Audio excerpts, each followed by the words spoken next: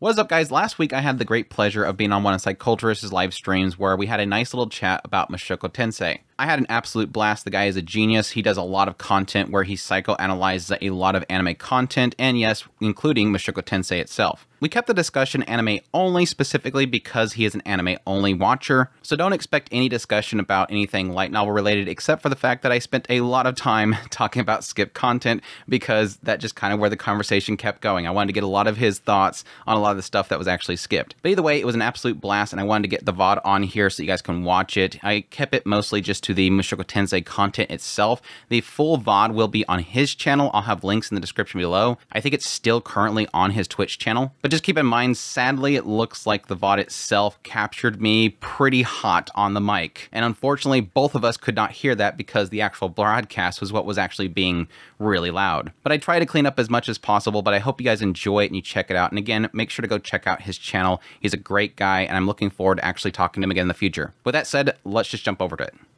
So first off, Andrew, pleasure of meeting you, like finally face to face after chatting in the Discord for a little bit. My gosh, dude, he just keeps blowing up my Discord. He won't shut up. It's just like, God, and he's throwing charts at me, and I'm like, dude, I'm busy. He's like, check out this. This is how the mind works. And I'm like, stop. It's too much information. Here's this peer-reviewed study. Here's cognitive distortions. It's like 2 in the morning. I'm like sending you everything. And to be fair, though, you're hitting me with some of those questions that you have me questioning like, wait a minute. Is Rudy really like this? Is Sylphie really like this? Like, how will some of the Mushoku Tensei fans take this through? I think that's the great thing about talking to you about this stuff, because it's like, for those who don't know, hi, my name is Andrew. I'm a Taku Spirit. I have I'm doing a novel analysis, and currently I'm at like volume 21, we're doing chapter 1 and 2 this week. Mm-hmm. And as I'm going through it, I'm like making my thought process on what the characters are thinking and what I feel they're going through. And I'll get a lot of pushback. And then I'll talk to you, and it's like, thank you for validating me. Thank you for validating my mindset, because everybody thinks I'm crazy. I mean, I have to ask you the most important question that I ask everybody. Uh-huh. Is Eris a bad person for leaving that letter?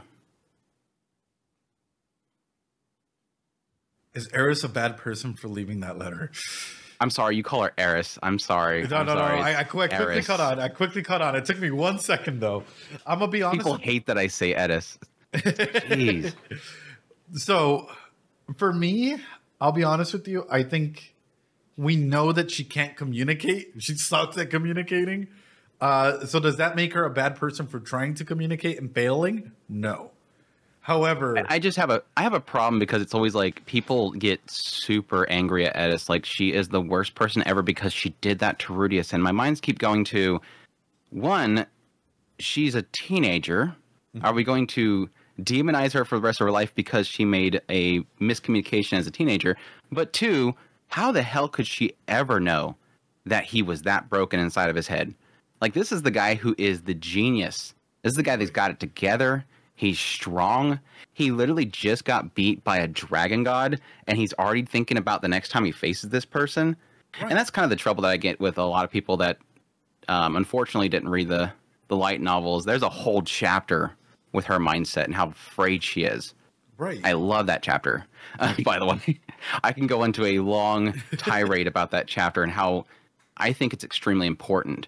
And I'm really unfortunate that it happened with Sarah as well. They completely skipped her whole chapter where it talked about what she was thinking.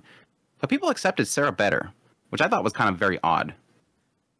Well, I was about to say, yeah, until you start joking about, oh, well, Sarah's best girl. And then everyone starts clowning on you. But no, to validate He's cute. She's a cute one. The whole scenario. But that goes into what you were getting into with this episode of Oshinoko, that technically you have that whole... He's the hero guy mentality with Sarah. He saved my life. I got to give him something. And that's sort of what I was going to touch on as well for Eris, which is there's that savior complex, right? And there's that propinquity level where Eris was like, I'll be straight up and I might take some heat from this. Even though we touch on her for being like, we're like, hey, you know what? She miscommunicated, clearly broke Rudeus down. He had this whole heartbreak, grief, and everything and a half that he was having. At the same time, good on her for leaving Rudeus. And again, hot take here, because she knew that she wasn't in the position to be at a balanced state, emotionally, psychologically, so on and so forth. Because if you're not at the same level as your partner is, you have a weird power dynamic. That's an interesting way to take it, because honestly, there is a huge part of her leaving that is an aspect that I'm holding him back. Right. I'm a burden upon him. And I think that's a good way of looking at it, because it turns into, rather than a selfish thing, it was more of an aspect of her trying to improve herself. Absolutely. And which, for me, really hurts me that, you have, and again, not saying that Rudeus knows this, because it's her fault for not saying it, that he's over here with Sylphie, while Eris is over here trying to improve herself. It's like, what? She's going on like a travel with Ghislaine, and he's over here just fucking boinking. And not just that, Roxy too. He's getting whatever. Well, but to Eris, she was first. Right. She was the first. Technically. But no, I like that aspect. I always enjoy the discussions that come from Mushoku Tensei, because I was getting to like one of the, you were asking like what can we talk about? And I'm like, let's give me a couple minutes, and here's a massive DM saying everything that we could talk about. But that goes into what I love so much about Mushoku Tensei, and it's really why I'm covering it the way that I am. Is I love the discussions that come from this, because if people can get upset about what Eris did to Rudeus, if people can get upset what Rudeus did to Sylphie, if people can get upset about Rudeus and what he did to Eris the first time he went to their to live with them, that shows you that there's a massive connection to the story and how real it is and how raw it gets, that people get that upset about it. That's why I always say, and typically with every single review that I do of the series, even with the anime, it's like people are mad. That's a good thing, because there's a reason they're mad. It's so well freaking wrote. It's so raw. It's so dirty. You can believe it because it's so dirty. So that kind of gets into a larger discussion about what I was asked. One of the questions I posed to you is what your feelings were for the necessity for stories that are willing to be dirty. Like, right. I think there is a void of it, especially in anime. I mean, there's elsewhere, but I think in anime especially, anime can get dirty, but it's typically to appease the fans, like fan service, or it's just being downright dirty just for the sake of being dirty. Sure. Not so, I mean, you're like a redo of healer situation. I mean, you could probably draw some incredible stuff out of redo of healer, I'm sure, or school days or something like that. But I think when it gets down to telling a story, I think Mushoku Tensei does it so well because there's purpose behind it. Right. It always seems like there's purpose behind it. So something that I like to highlight is if a story makes you react in any way, shape, or form, if it triggers you, if it makes you laugh, if there's something in it that genuinely connects with the story point in your life that either makes you uncomfortable or something like that, it's a discussion point. And it's a discussion element for us to have with one another, right? Like, hey, why is this story making me feel this way? And if it's good or bad, regardless, but the author is getting you to react in a certain way for a reason. And that's the beautiful element, because it's getting you to start thinking and it's getting you to start reflecting. And if you're reflecting, you're connecting with your emotions and you're wondering, why does this come through? However, this is what I'm afraid of. And I know we touched on this a little bit, and I kind of want to get your opinion on this. The echo chambers that are happening in anime communities. Let's be very upfront about it. Are you calling out the chat? Are you calling out chat already? Already. We're a couple minutes in and we're already calling out chat. So these echo chambers, and I guess I kind of want to get your experience on it. How has that affected you, especially when you go out and you talk about an anime series or you talk about a specific show, specific character, and you might get bombarded in your own comment section about why you're wrong, about, so on and so forth. You're bringing this up for a reason. I told you my sore spot, and you're bringing it up. We all have say it. The Sylphie fans don't like me. The Sylphie fans despise me.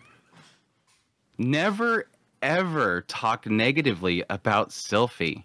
She is perfect. Chat, Sylphie's perfect. She's flawless. She has never done anything wrong.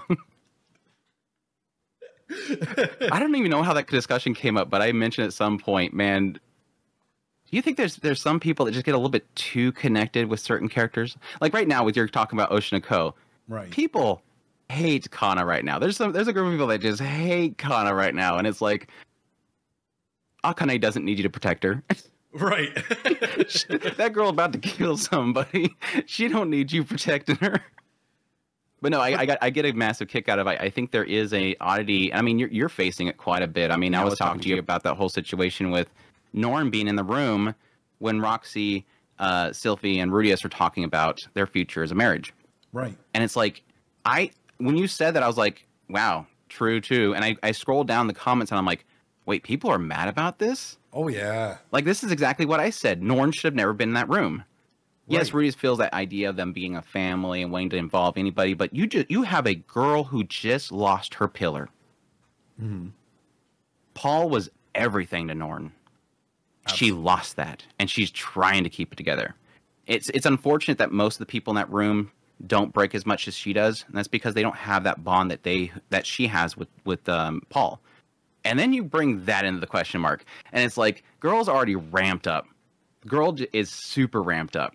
But again, it goes back to the whole point is you express something and a viewpoint of something, and it's like it almost feels like people can't accept that. And my whole situation with Sylphie was that I'm going through the novel series, and it's about that point where Rudeus first meets Sylphie again. Right. And I made a joke. Oh, no. I made a joke about the Luke juice. Rudeus was... Sarah couldn't fix Rudeus. Sylphie couldn't, or Fitz couldn't fix Rudeus. Sylphie couldn't fix Rudeus.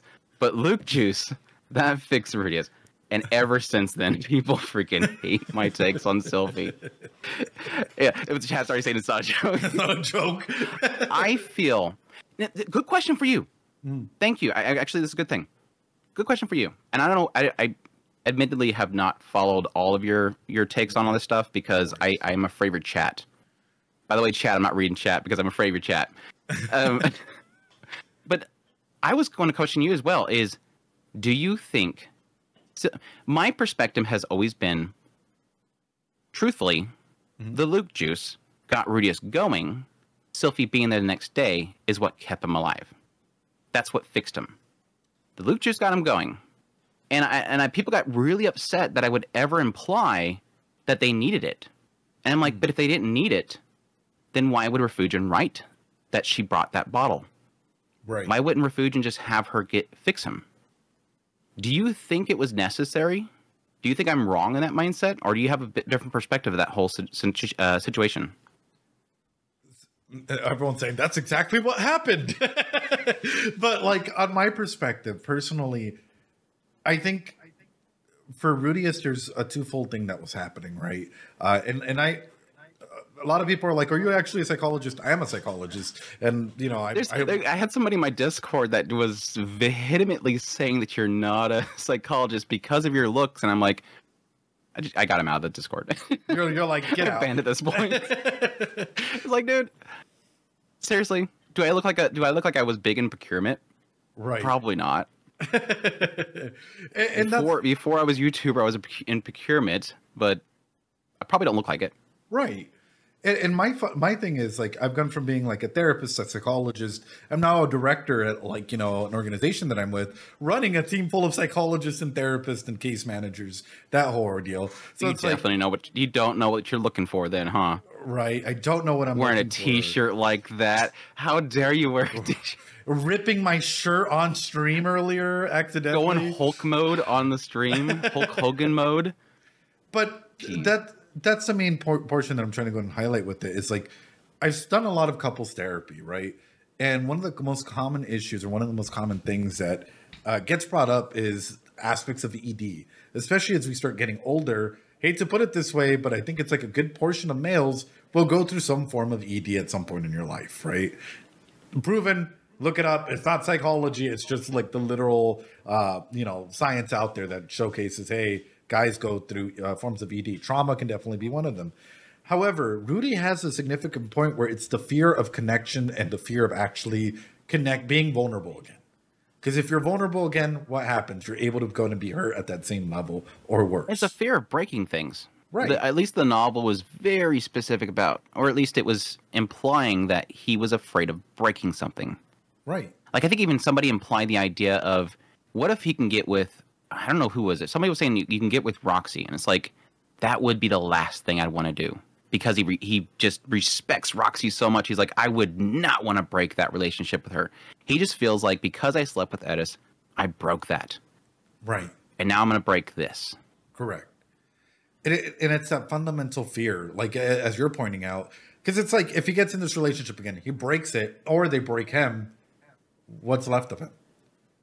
Because we've clearly seen in his past life, and by the way, in case people like to bring up, oh, well, Rudeus has never grown. Where's Rudeus's growth? And it's like, are we watching the same show? Because if you look at Rudeus in his past life, he experienced sexual trauma. And a lot of people don't like to go ahead and point that out. A lot of people close their eyes and they're like, he's a predator. There's all this stuff. And it's like, okay, we can make an argument for what might have happened in the web novel, right? But we also have to take into consideration, he was assaulted at school as a minor who goes through hypersexualization of things, right? Who couldn't get back up after being absolutely traumatized and broken from that. All of a sudden, in this other life, he gets traumatized, his heart gets broken, certain things. And instead of wallowing in his own pain, he starts taking the next steps towards recovery. So I kind of wonder if for Rudeus, when encountering these feelings again for Sylphe, if that thought comes back to mind, which is, if he gets broken again, will he be able to stand back up? And that's obviously the fear. I believe that he's kind of grown a lot, to your point that you made earlier, is that I think it was probably the point of Chiron that was the most shocking to me. Uh-huh. And in the novel series, I think it happens before then, obviously, because they skip something there. That idea that the moment that he met Aisha again, sure, it blew me away. I'm like, he isn't into this. Like, okay, that's kind of a sign that something's changed there. He's not going after this thing. But no, to your thing, I do think the situation with Sylphe is, again, my whole thing there is the aspect of being thereafter, which did kind of surprise me. Anime changed it, because in the novel series, he wakes up and she's there. He's afraid that she won't be there, but she's there. Right. And I thought that was the click, because it's been implying this whole time that he's always afraid they're not going to be there the next morning. And the moment she's there, not like Eris, who had left before he woke up. But in the anime, it still makes the point there. He has that fear. She's not there. And then she walks to the door. So the same thing happens. It's just, it implies that's all it's about. I didn't break something again. Right. It's always, I didn't break something again. For once in my life, I didn't break this, which is huge for him. But anyways, getting back to my story earlier, if you want me to continue it. Please feel free. That was the tipping point. And then after that point, what was the next one? It was the wedding. Mm-hmm. Two things happened at the wedding that bugged the fire out of people that I felt was worthy of criticizing. Sure. And I think that's the break that people have, is you're not allowed to criticize. And in that scene, the first one was, the light novel was a lot more vicious about, not vicious, but lacking empathy of the situation with Elinalise. Because the moment that she realizes that, when she points out that, wait, you're my grandmother, right? And Elinalise, in response to this, again, this is an aspect of her breaking something in the past, always breaking stuff. Elinalise does not want her affiliated with her. Right. Rudeus, that is not my granddaughter. And then when it all kind of comes out is, Rudeus, she's not like me. Don't worry. She's not like me. She's not like me. Please don't look at her like me. Don't leave her. She's afraid of breaking it. And I was upset because I'm crushed by what's happening with Elinalise and thinking about what she's going through at that moment. And it just felt like the statement that Sylphie made about, well, my father said that you, what was the exact wording, that because of you they had to leave the forest. Mm-hmm. And I was like, God, that's really mean to say right now, because she's going through this feeling that she's going to break this too. Yeah, thanks for reminding me that I broke that. And you're pointing out, it was just that she felt cold. I think the anime portrayed a lot better because she quickly apologizes. The light novel, she doesn't apologize. In the anime, Sylphie apologizes. I was like, okay, this is much better. This is much better. I'm not angry. Right. So the last one was after they've kind of been married. There was a question mark of Rudeus asking, do you want me to get involved with Ariel? Because at that point, he's with her. And so the obvious presumption there is, okay, well, if Ariel's important to you, I'll help too. And I'm thinking, okay, this is going to be a bloody battle. They keep talking about this is going to be a bloody battle with Ariel. That I'm like, no, if she's concerned for him, she should tell him, no, stay away from Ariel. Do not go anywhere near her. Which she has done before, by the way, in the light novel series. During the perspective of Fitz, she is constantly saying that she doesn't want Rudeus to give in to Ariel. But that's more of an idea because Ariel, it's seen that the way that she speaks has a lot of charisma. It enchants people. It's like it brings people under her wing because she's so beautiful and she speaks so beautifully. And so she didn't want him anywhere near, but that was more of a jealousy thing. So right. But that was my two criticisms, and that kind of led into sort of my, and I would love to get your perspective on this. Sure. I made a sort of a prediction video, not a prediction video, but sort of a theory video where I was curious if there was a possibility that Sylphie, because she was Fitz for so long, she lost the ability to show her emotions. And I felt like that was something that could possibly lead into Sylphie being sort of a ticking time bomb. And the reason that brought this question mark up was another skip thing that they had here was during one of the parties where we had, I think it was the one where Nanahoshi, they were celebrating Nanahoshi summoning something finally. And they had this whole party, and at some point, I think it was in that party, Sylphie kicked back a few drinks, and she's a very clingy drinker. Oh, God. When she gets drunk, she gets extremely clingy to Rudeus. And the thing that she revealed there was that she was jealous that Rudeus always talks about Ruijerd. She's jealous. Whenever she hears Rudeus talk about Ruijerd, she gets jealous. And it almost implied this idea that she wanted to have him all to herself. Right. And I was like, are we building a yandere character? Are we building a yandere character? I mean, we had way back here when they were back in Buena Village, when they went to go leave, when Paul threw Rudeus inside of the carriage to send him off, Sylphie showed up with Laws, her father. And what did she immediately do? She fired at Paul. She immediately shot at Paul. She was trying to protect Rudeus. Right. And Paul said in his mind, if I wasn't the skilled person I was, that would have killed me. She nearly killed Paul. Oh. So I went to this whole thing, this whole mindset of, okay, that scene, it's a kid, whatever, mistakes. Then going into the whole Fitz thing, not being able to show emotions. The whole thing they kept pointing out with Fitz is he doesn't show emotions. So she's constantly having to move around without showing emotions. And then going into meeting Rudeus again and getting a relationship with him and still trying to keep up this facade of Fitz, the mysterious Fitz that never shows emotion, that nobody knows his origins. Sure. I really did feel like, man, it would be so cool if that's what Ruijerd was doing. Not sure if you follow that mindset. Do you think that could be something that can be causing somebody? Because you're talking about what, I think she was 6 years old when she was transported. Right. And then she lived all the way until she was 13 being Fitz. That's half of her young childhood not being able to show emotions. Now, granted, behind doors, they were goofy. Right. Be clear. But still, like in public. So, and something that you're bringing up through that, well, Chad is correcting. They're like, she was 10. But something that you're bringing up through that, though, that I think is absolutely golden. Yeah, it was 10. Yeah, that's right. Because that's when Rudeus was, too. Is masking, right? Ultimately, this is how, like, if you start identity masking, what ends up happening, right, is you end up putting a lot of your emotions behind your mask, and it becomes a lot more difficult for you to truly show who you are, for you to truly make decisions based on your real emotions. Why? Because it's a lot easier for you to front that mask, and everything goes into this emotionless state. Because, hey, you've held on to this mask. We all have a mask, by the way. And I always love stating this out there because people seem to think, oh, I don't mask. It's like, you're not the same person that you are with your parents and you are with your friends, right? And if you are, that's a little weird. There's a boundary thing happening there. But specifically with someone that has to completely present differently, the way that Fitz had to, they had to go ahead and rely behind that mask for survival. If we're going to be real about it, they had to rely on survival aspects of what it means to be aware of what they're saying, what it means to go ahead and stay silent, right? Body language, being presently aware of where Ariel might have been, what's happening in that regard.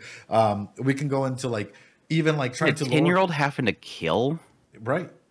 That's just crazy. And Meiji has brought up a good point. We all have masks. It's just how transparent it is. Absolutely. But in a situation like this, what happens when you become an adult and you only know about two masks? The mask that you have with Rudeus and the mask that you have to wear as Fitz. Is that going to be a healthy adult? Probably not. And this is where we're probably getting a lot of people in the community, and I hate to throw it out there, a lot of people giving Sylphie shit because it's like, hey, can she even make her own decisions? Or is she just following back on like the mask that she is? I don't think it's a development issue, right? With the situation that she's in. Correct. It's a developmental issue. Well, for all the characters, if we're going to be real about it. Yeah, they've all had developmental issues, and I think I sent you the chart for that one, the one that lists all the age ranges along with like it's Brofenbrenner's not Brofenbrenner's ecological theory. It's I was looking at for specifically Rudeus, but yeah, right. See my chat immediately as soon as I start talking about development, they're like Erickson, yeah, Erickson's developmental theories. That goes into it, which is she was 10 years old, displacement happened. She had trauma previously, so we can even go back and touch on that trauma and be like, there's a lot of developmental traumas, developmental milestones that she probably never reached. So as an adult, how is she going to encounter that? And even past that, I guess I'll throw this out to you. Is she willing to make more exceptions for Rudy? Like, what do you mean by exceptions? I mean, she clearly sees Rudy as a safe person, right? Her person, per se. In a situation like that where Rudy there was a parataxic distortion, so she put him on a pedestal when they were younger. There's that propinquity. They spent a lot of time together, so their attachment locked in, right? Paul noticed that, tried to separate them, but that attachment oftentimes gets locked in. And we often have this idea of like, wow, they're so great. They're a wizard. They're a genius. They're this, they're that. Okay. We see her start making some exceptions in terms of like relationships with Roxy, for example. Roxy comes in. Most people would be like, hey, I'm done. Apparently she's like, hey, I'm not part of the Millis fate. It's okay. How far is she willing to go in that regard before she cuts loose? And that's the question that I'll throw out to you. Well, I guess that gets into my final thing that I think people, and I was very clear this is just my opinion, that people don't agree with me, or a lot of people won't agree with me. And I had the same feel, and I always have to like preface this by saying I feel the same way about Roxy. Sure. I didn't feel Sylphie was right for Rudeus. And the reason I felt that way is, I mean, similar to the situation you just dealt with Akane here. You have a person who doesn't push back. And I think, in my opinion, a healthy relationship needs a bit of pushing back. When you see somebody's going down the wrong path, you have to be willing to say, no, that's not a good thing to do. That you have to be willing to say no. And Sylphie, with Rudeus, and it's a great thing, she is a yes girl. She very rarely ever says no. And I think that's a bad thing for somebody like Rudeus, who sort of is so broken, he kind of needs somebody to say no. He needs a little bit of guidance there to say, you're stepping too far. And so that's why when it initially came up in the first part of second season, it was like, I don't know if I like this. Now, granted, I like Fitz. I think he should have got with Fitz, but I was a massive fan of Fitz. That's what sucks about the anime fans. You guys never got to experience the difference between Sylphie and Fitz, and it was the fact that Fitz was a completely different character when that part came up. Right. There was no indication that it was Sylphie. Anyways, but I felt like when that time came up, I'm like, I just don't know if she's a good fit because she doesn't say no. She never says no. She wants to please him. She wants to be everything for him. She wants to do anything he wants. And I think there's a certain point where I start to fear, but is that a good thing? Is it a good thing that she never says no? Well, and through that, like one of the big things that I guess is highlighted to me is in this relationship, a lot of people always hear of the two, like fight or flight, right? But they seem to forget like everything else that's layered with that. Fawn, right? Which is you trying to appease the person that you love or care about. You might be like, in that survival instinct on. Flop, you just lay over and take it. You play dead. So fight, flight, freeze. you freeze altogether, flop, and then there's fuck, which unfortunately a lot of people are always like, whoa, what do you mean? It's the 6Fs. They're like, if you look at Maslow's hierarchy of needs, you take a look at the 6Fs and it's literally the base needs. Like, what will you do in a scenario where your base needs are threatened and all of a sudden, you know, or not even threatened, but like this is how you know how to survive, right? In an environment like this, you have a relationship that is dependent on the core needs. So you have Sylphie, who's clearly fawning over Rudeus, who clearly is appeasing Rudeus in the same way that Roxy does. If we're going to be matter of fact about it, at least Roxy is able to go ahead and be like, hey, let's take this journey of like self-reflection for Rudy from time to time. But I'll be honest, I'm Team Eris when it comes to the way that she challenges Rudy from time to time. I agree, because I was going to get to that just to make sure people know. Obviously, Roxy is my best girl. As you can see, I have like, 3 posters over here. I have a Roxy figure over here. I have an Eris figure too. I'm Team Roxy, or I think Roxy's best girl, but I never thought that Roxy was good for him either. Right. Now, as it goes along, I eventually get to the point where I go, okay, they've kind of fit into each other. Sure. Okay, I'm okay with Sylphie now. And with Roxy, no, I don't think it's a good fit because he has her on a pedestal all the time. Correct. She's the same thing with him to Roxy is the same as Sylphie is to Rudeus. Right. He's got her on a pedestal. I don't think that's good for a relationship. But again, it'll happen as, okay, it's in here. She wants it too. You just kind of accept it. Right. Which again, I think it's okay to sort of question those things. But yeah, I kind of agree with you in the idea that when it came down to it, I'm like, okay, I think I like the idea of Eris more because, again, I agree with you. I think she pushes back. Now, to the story, she does technically stop pushing back for quite a while during their journey, and that was because she was afraid of being left behind. Right. She kind of chilled out. She consciously said, I have to chill out because I'm afraid he's going to leave me. But she still is pushing back. Some would argue a little bit too violently. Sure. Some would argue too violently, but that comes with the tsundere archetype, right? But even through that, like, I prefer being roasted in a relationship and having that friendly banter back and forth than like someone that's just than someone that's just gonna be like, hey, you know what? I'm gonna go ahead and appease you in every single way possible. And it's like, no, I need some challenge. I need a little bit of a back and forth. Like I need to be able to shoot the shit with you, essentially.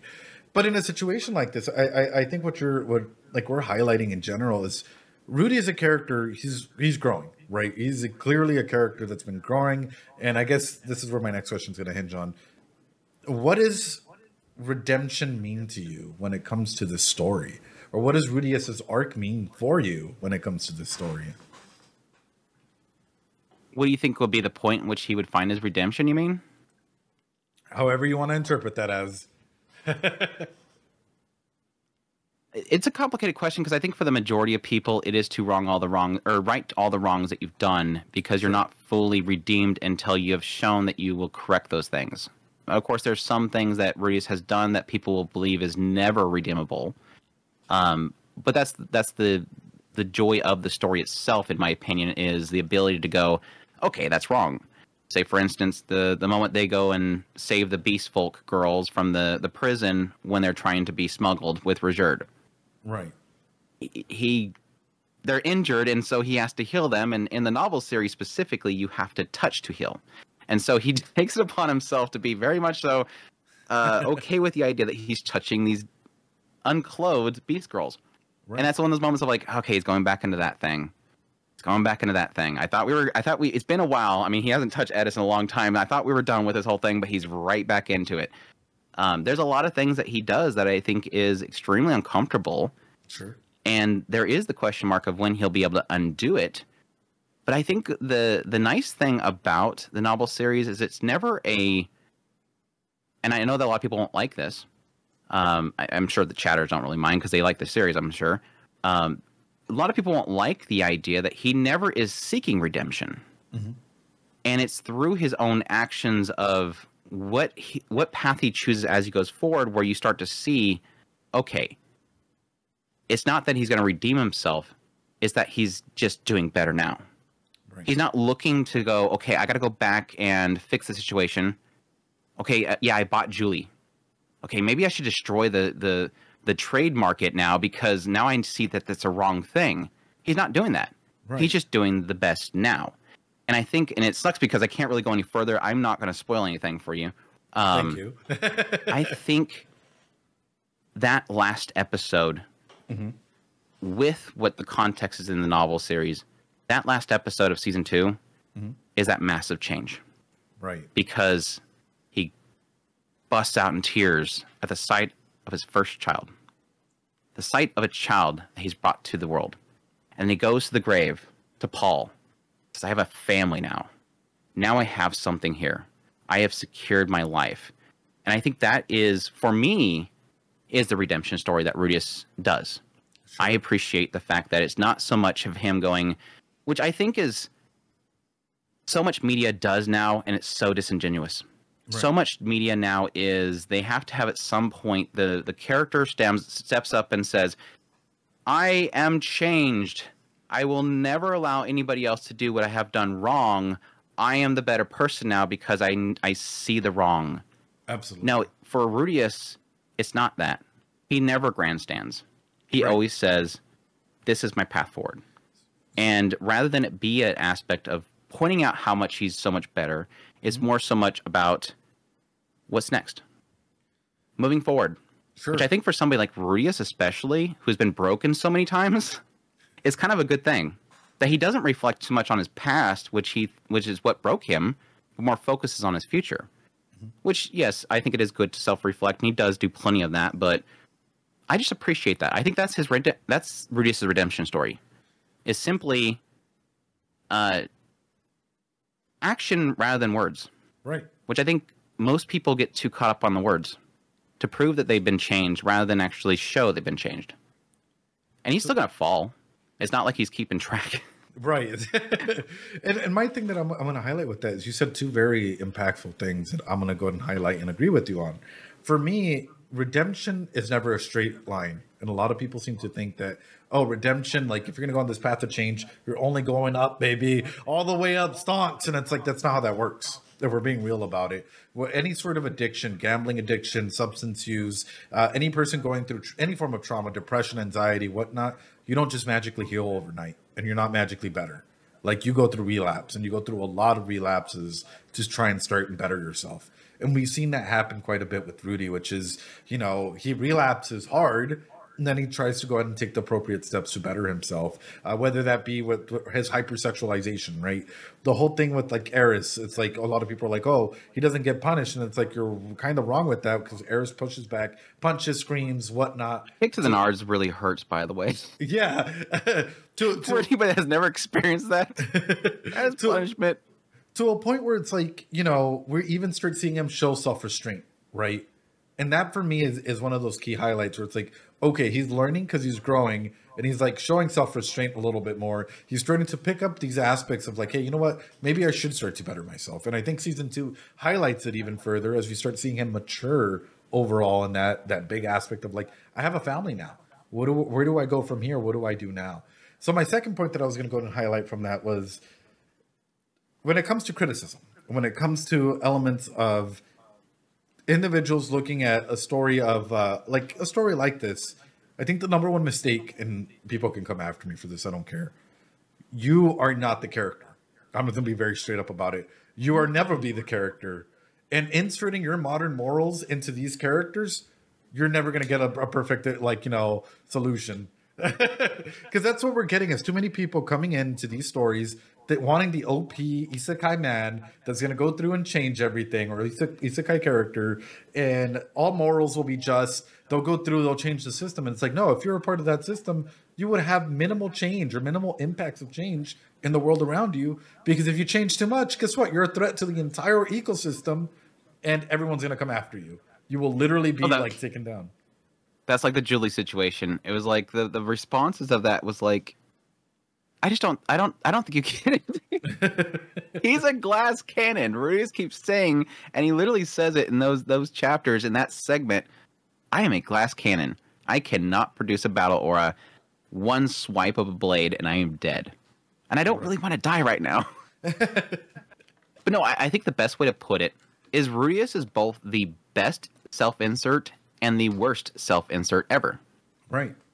Because Rudeus is an extremely complicated character with a lot of dirty blotches all over his body, all over, technically in his mind. He's a very dirty blotched person that, why I say it's the best self-insert is because there's so many people that are broken like he is, right, that have issues like he does, and he's the best person to see that there is a path forward.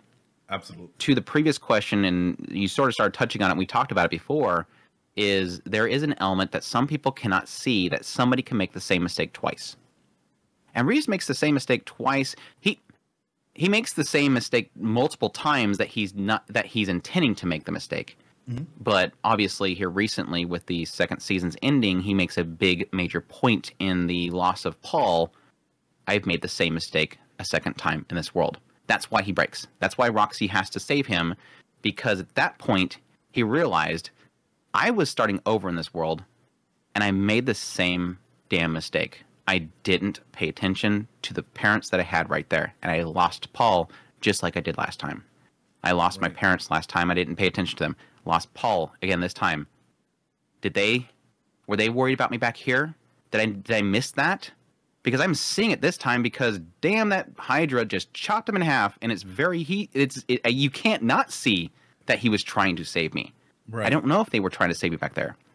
So again, I think it's important to not expect that you're supposed to be a self-insert with Rudeus, because it's uncomfortable to see it that way, especially if you don't have those thoughts come into your head.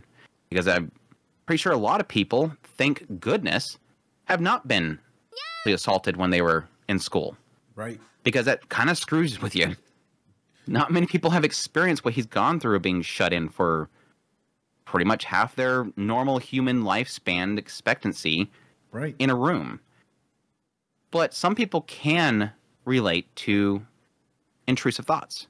They can relate to never paying attention to their parents, losing their parents, the idea of loss, the idea of, for me, Volume 12 was destructive to me. Like, it was way too hard to get through. And that was mainly because I seen my father's eyes lose life. I stood there and watched as the life left his eyes. So I experienced the loss of a father right before my eyes. Right. And I've had way too much experience with people with mind degradation of some sort, either through multiple sclerosis, dementia. And so the moment it brings up Zenith and her dead eyes, I immediately go, here it is. It's again. Thankfully, it's not my mother, but it was my father. So it's the relatability levels is insane. But at the same time, I can't say that I relate with everything he does. The moment that he decided to sleep with Roxy, I was furious. I was furious for Sylphie. I was like, you promised you'd be with her. Right. Not that I'm going to shut the book and immediately say, God, I got to make a tweet quick, everybody. You can't watch Mushoku Tensei because he slept with somebody else. No, but it's a mistake. He made a mistake. And he's going to make more mistakes. Right. And the relatability, and I guess the big thing there is going, okay, so who out there has made that mistake? Can they relate to what he's going through and see a path of going forward? Right. Some will see it as irredeemable, but some will see it as, I've been through that. And he made it forward, and I make it forward. Sure. And I think because it's got so many issues and so many characters with great stories. Paul. My God, Paul's journey. Paul is an utter 100% dirtbag. Right. And he forced himself upon Lilia at her father's training hall because he was mad because the other members were jealous that he was going to be the one to take over the hall and take Lilia. And he felt like they were disrespecting him. So he, in order to get back at them, he drags her into bed, deflowers her, and leaves before they woke up the next morning. Not because she did anything. She was a sweetheart. She was super kind. He did it to her because he knew the other the other trainees, and would be mad about it. Right. Then he goes off, gets with, going crazy while he's doing adventuring, eventually finds Zenith, thankfully gets her pregnant and actually decides to marry her on the spot. But then here comes Lilia back, and he sleeps with Lilia again, gets her pregnant. Is not very a good father, but he's learning. I wouldn't say that he was a bad father in teaching Rudeus. He made mistakes, but that's because Rudeus threw it back in his face because Rudeus is the mind of an adult. Right. But then what's so great is, despite all that, and yes, this bad moment when he re-meets Rudeus in Millis, kind of it had way too much expectations upon his son, did not see him as a child. He corrects that. But the moment that Rudeus meets with him again, and he stops drinking, even though he's drinking all the time, he saved thousands of lives. Right. Freed people from forced servitude, saved so many lives, found bodies so that people can at least have closure. Thousands of people that were displaced, he found them and sent them back home.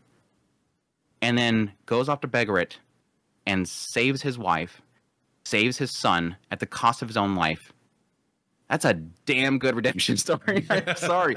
By the end of it all, you're like, Paul's a dirtbag. I don't want to cry for him, but damn, is he so good.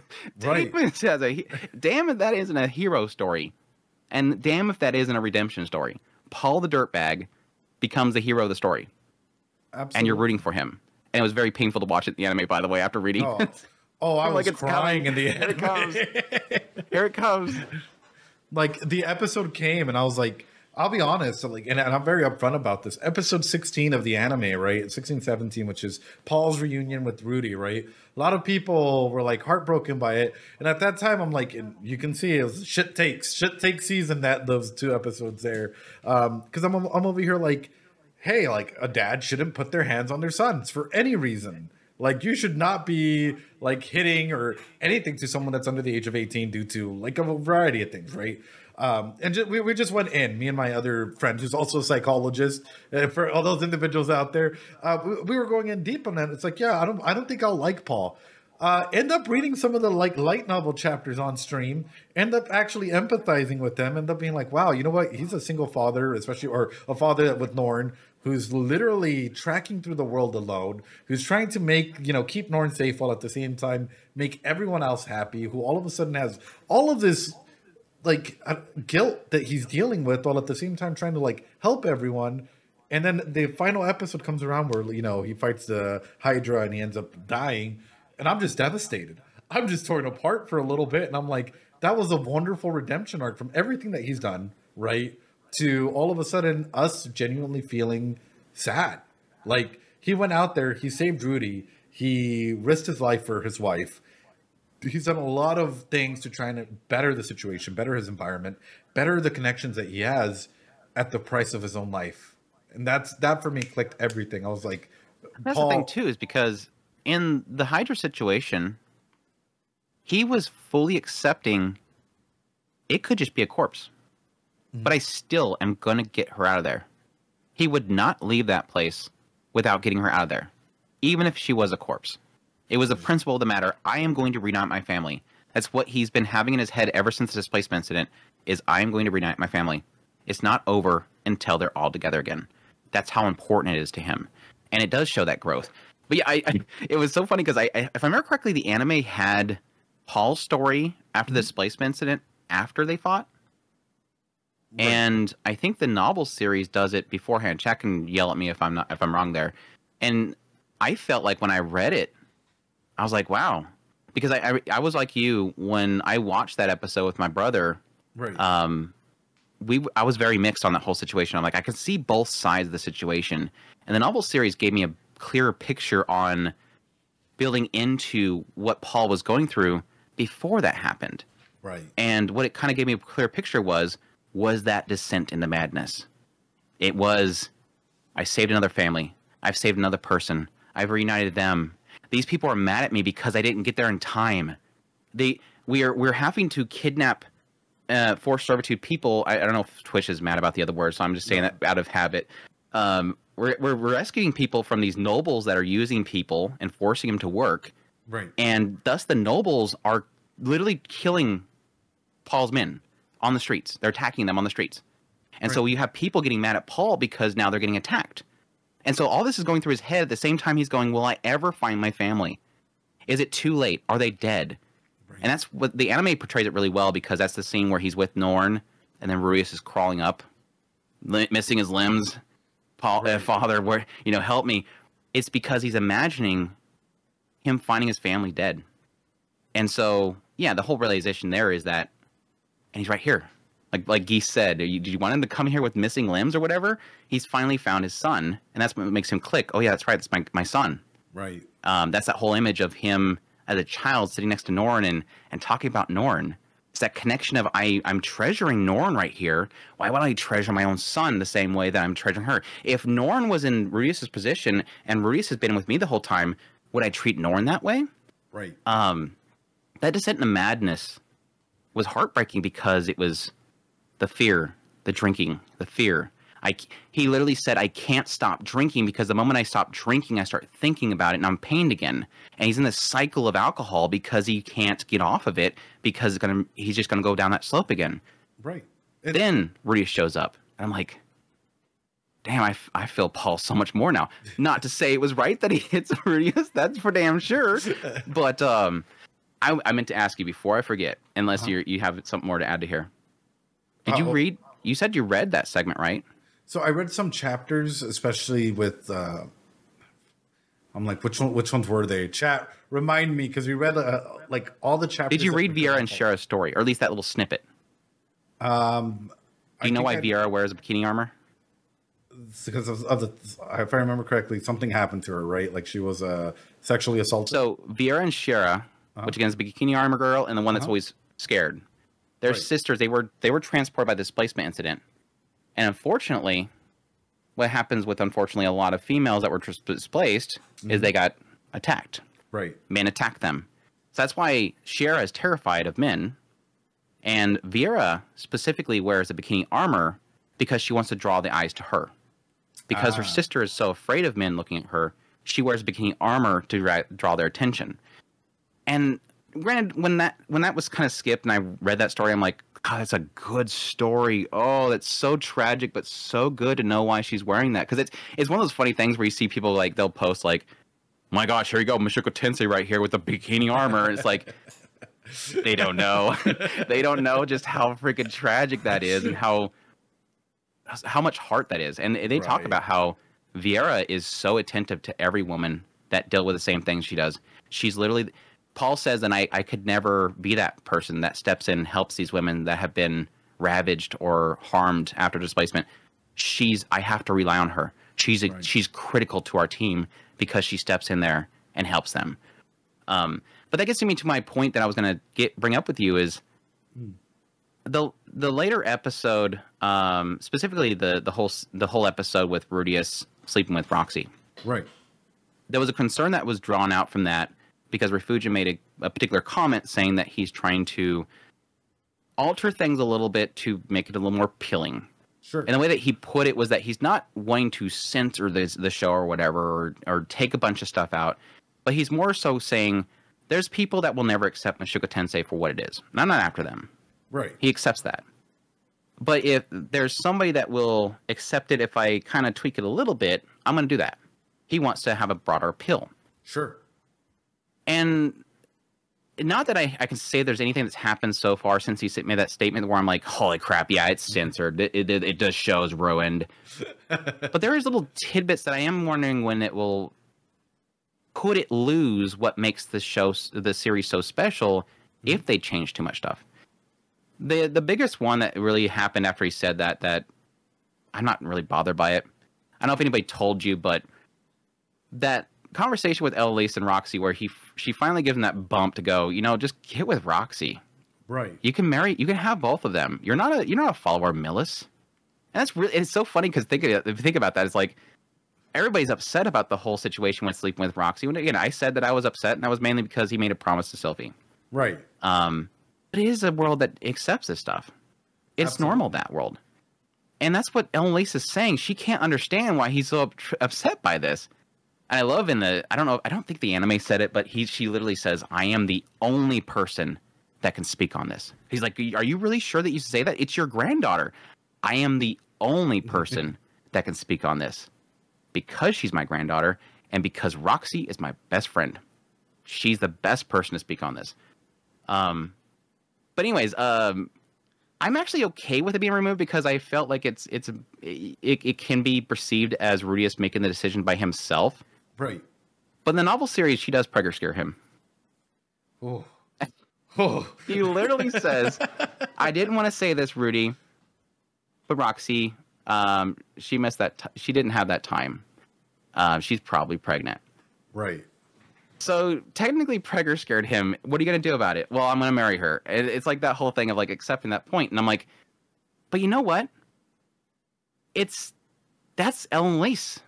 Right. It's so raw. Like this is why I love the series so much. It's a dick move.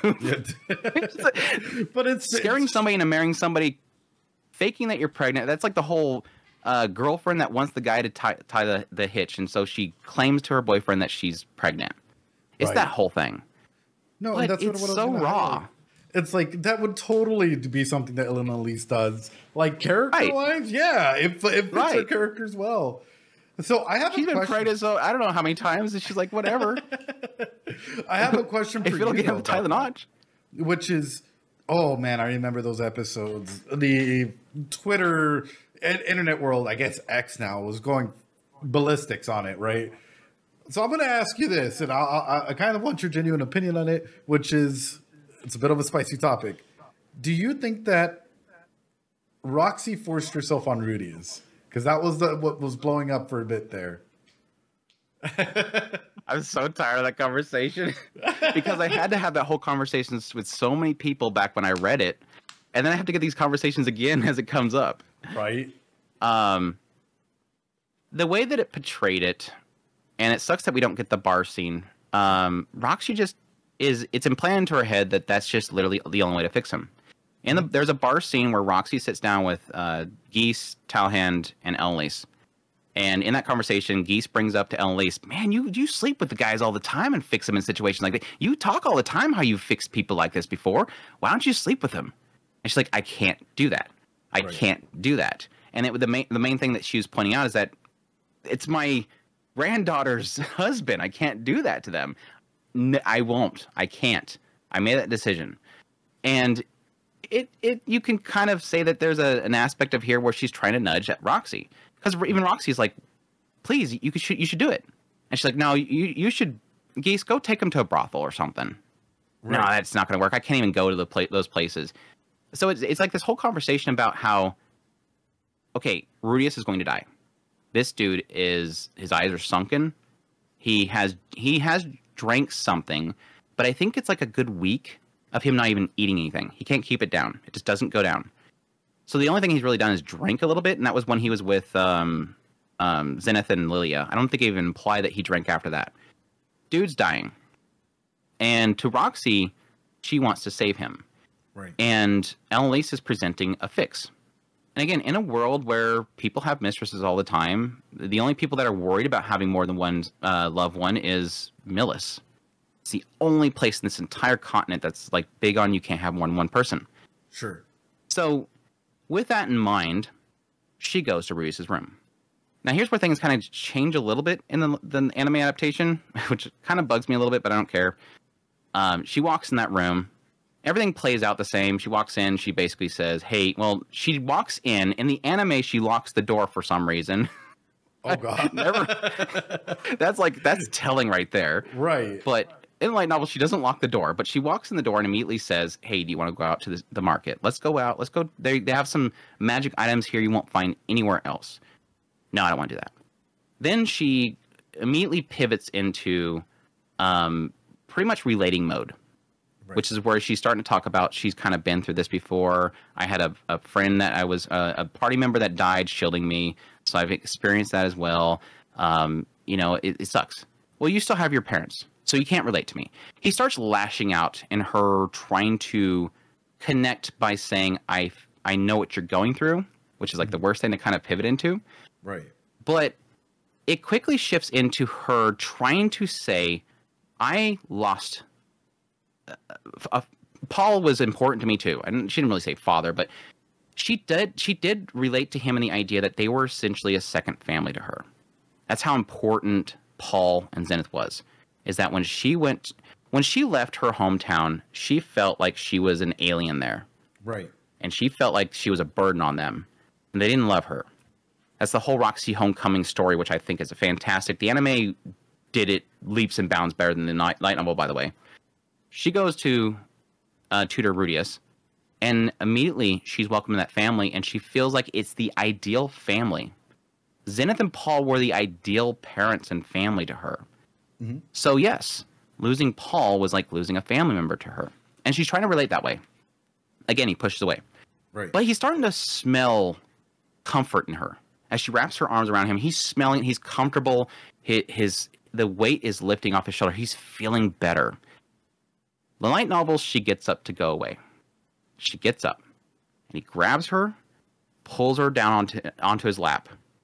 At that point, she goes, "We can do it if you want." Or, "Well, you probably don't like me. I'm probably not good enough. We could probably take you down the brothel or something like that. Maybe Right. Elinalise, if you ask her nicely, whatever." But he pulled her first. But then she's like, "But if I'm okay, I'm experienced." I think she even lies about how she's experienced or whatever. He pushes her down the bed. Right. And says that he goes violent. And feels bad about it. He does that a lot, by the way. He goes violent and he goes, "Damn, that was really mean," the next morning. Yeah, in the anime, it kind of implies the idea that she grabs him, her dainty little self, her dainty, cute little mage self with her skinny little limbs, grabs this boy and yanks him out of the bed and then climbs on top of him. Right. It's so funny because when I watched it, I'm like, I have the context of the light novel, so it doesn't bother me so much. But I can see how people can see this as Roxy forced herself upon him. But then I watched your take on it, and I was like, yeah, there's all those social cues. I mean, I can draw the conclusions of, dude can push her off. Right. He can say no. But yeah, the blush, the kiss back. Right. I mean, there's some signs here. Right. I think the one that I think a lot of people do struggle with, and you could probably speak on this. Sure. Is taking advantage of somebody in a vulnerable state is the same as forcing yourself upon them. Saying because he is so broken right now and he's going through a loss, that the act of her even being there and presenting herself is essentially the R word. So, and let's touch on that. And this might turn into a spicy topic, which is number one. Is it spicy already? Oh, I know. We're getting spicy there. Which is essentially and this goes to the earlier conversation. You're excusing it. Right. You're excusing it. Don't you know that's like a whole video I made on that guy that posted on Mao. It's like excusing it. It's like, no, I'm just saying that's what happened. Right. Mushoku Tensei is a series of happenings. Right. You can explain why it's happened, but you're not excusing it by explaining it. Exactly. Sorry, No. And one of the key elements that I like to highlight with that as well is like, hey, everything that I say, like, you know, in terms of like, here's the developmental milestones, here's whatnot. If you have another take against mine, pull up some APA review papers to all the random haters out there. Like, please, because I have a whole army of things. You're a fake psychiatrist. Stop. I could Google stuff too and say I'm a psychiatrist. Oh, jeez. Yeah. Aside from, have you gotten that one yet? I could just Google it. I've had, and it's kind of funny because I'm like, okay, but like when it comes to a situation like this, I've doxed myself on stream. Like one too many a times. Oh gosh. To where I have some people that call my front desk and prank call, and they're like, "Hey, when are you gonna do gushing over magical girls?" And they hang up, and my reception. I'm still waiting for that School Live episode 1 going blind video. By the way, I forgot to say this. I had it planned when we first started this whole thing. My first thing I was gonna say is, "What the hell, chat? Why did you not vote for Higurashi when they cry?" If he can spend an hour with the first 5 episodes of Ocean Code, which I thought if you were going to do like an hour for 5 minutes, I was probably going to be asleep by the time you're ready. Right. He would spend 4 hours per episode of Higurashi, and with like 100 episodes of that show, that would be 400 hours of content. 400 hours of content. You'd literally have this guy have to go full time for that sucker, and you guys didn't vote for it. What did we vote for? What won over it? Oh, Fruits Basket. You know how Fruits Basket would go? He'd talk about some sort of psychological issue the character's having, and then they would spend like the next 5 episodes saying, well, I talked about that already. Well, I talked about that already. I'm just joking, really. Fruits Basket's amazing, by the way. It's just, my mind was like, but you guys don't realize he would dig so much into Higurashi. It's not funny. And plus you get to see, you know, fingernail clippings. Fingernail clippings? What do you mean? No, wait. I'm not gonna elaborate any further than that. I'm just saying people who know. Drop that. Those who know. Oh no. But my main thing though with all of that is, number one, chat, you have some very interesting. Yeah, Dangers in My Heart technically is what that was taking a cake when that popped up on the screen. I'm like, oh god, now you got that one on there. Right. No, and anyway, sorry. That's what I was gonna highlight is like personally, I felt like judging chat a little bit for their decision making, but that's on me. I'm not gonna say what I was judging you guys on, but there's some shows where I'm like, okay, popularity contest. I mean, I admit that I clicked on Alia, and it hasn't. It's got a few things that it's hinting at, but I won't say that it's like a hyper analyze. But you would do something crazy with it, I'm sure. Like there's times where it's like, God dang, okay, you're going a little bit deeper than that. Like I said with Oshinoko today, it was like, oh my gosh, he's not even past the OP. To be fair though, I there was a period in time because like where I was genuinely sick, like, you know, like physically sick. And I remember with Oshinoko, we would do 6-7 hour like long analysis episodes of like just one episode, sitting down, analyzing section by section. It was Oshinoko and Arcane. I think that we just went way too deep. And then I'm like, you know what? For my own health, I need to go a little bit. I thought you only did anime. Stop! You're about to unleash my chat. It's a joke. I felt it immediately. You said it, and I was like, "Oh no!" You're covering Avatar: The Airbender or Castlevania. Yo, Castlevania would actually be nice. I'm kind of looking at it as well, but I'm not gonna ask about the rat chat. I'll ask about that soon. Hold on. I am the last person you guys think are gonna spoil anything. I am so hypersensitive with spoilers. It's not funny. So when I talk to other people, I'm super sensitive. Plus, I've done a lot of skip content videos, and it's like always super tough to get through some stuff where I'm like, okay, don't make a face. Don't make a face. Don't make a face. Like I've had times where I'm doing skip content videos, and I literally see something. I'm like, oh my gosh, they were talking about that here. Okay, don't make a face. Don't make a face. Don't make a face. Nobody needs to know about that yet. You're like, keep it together.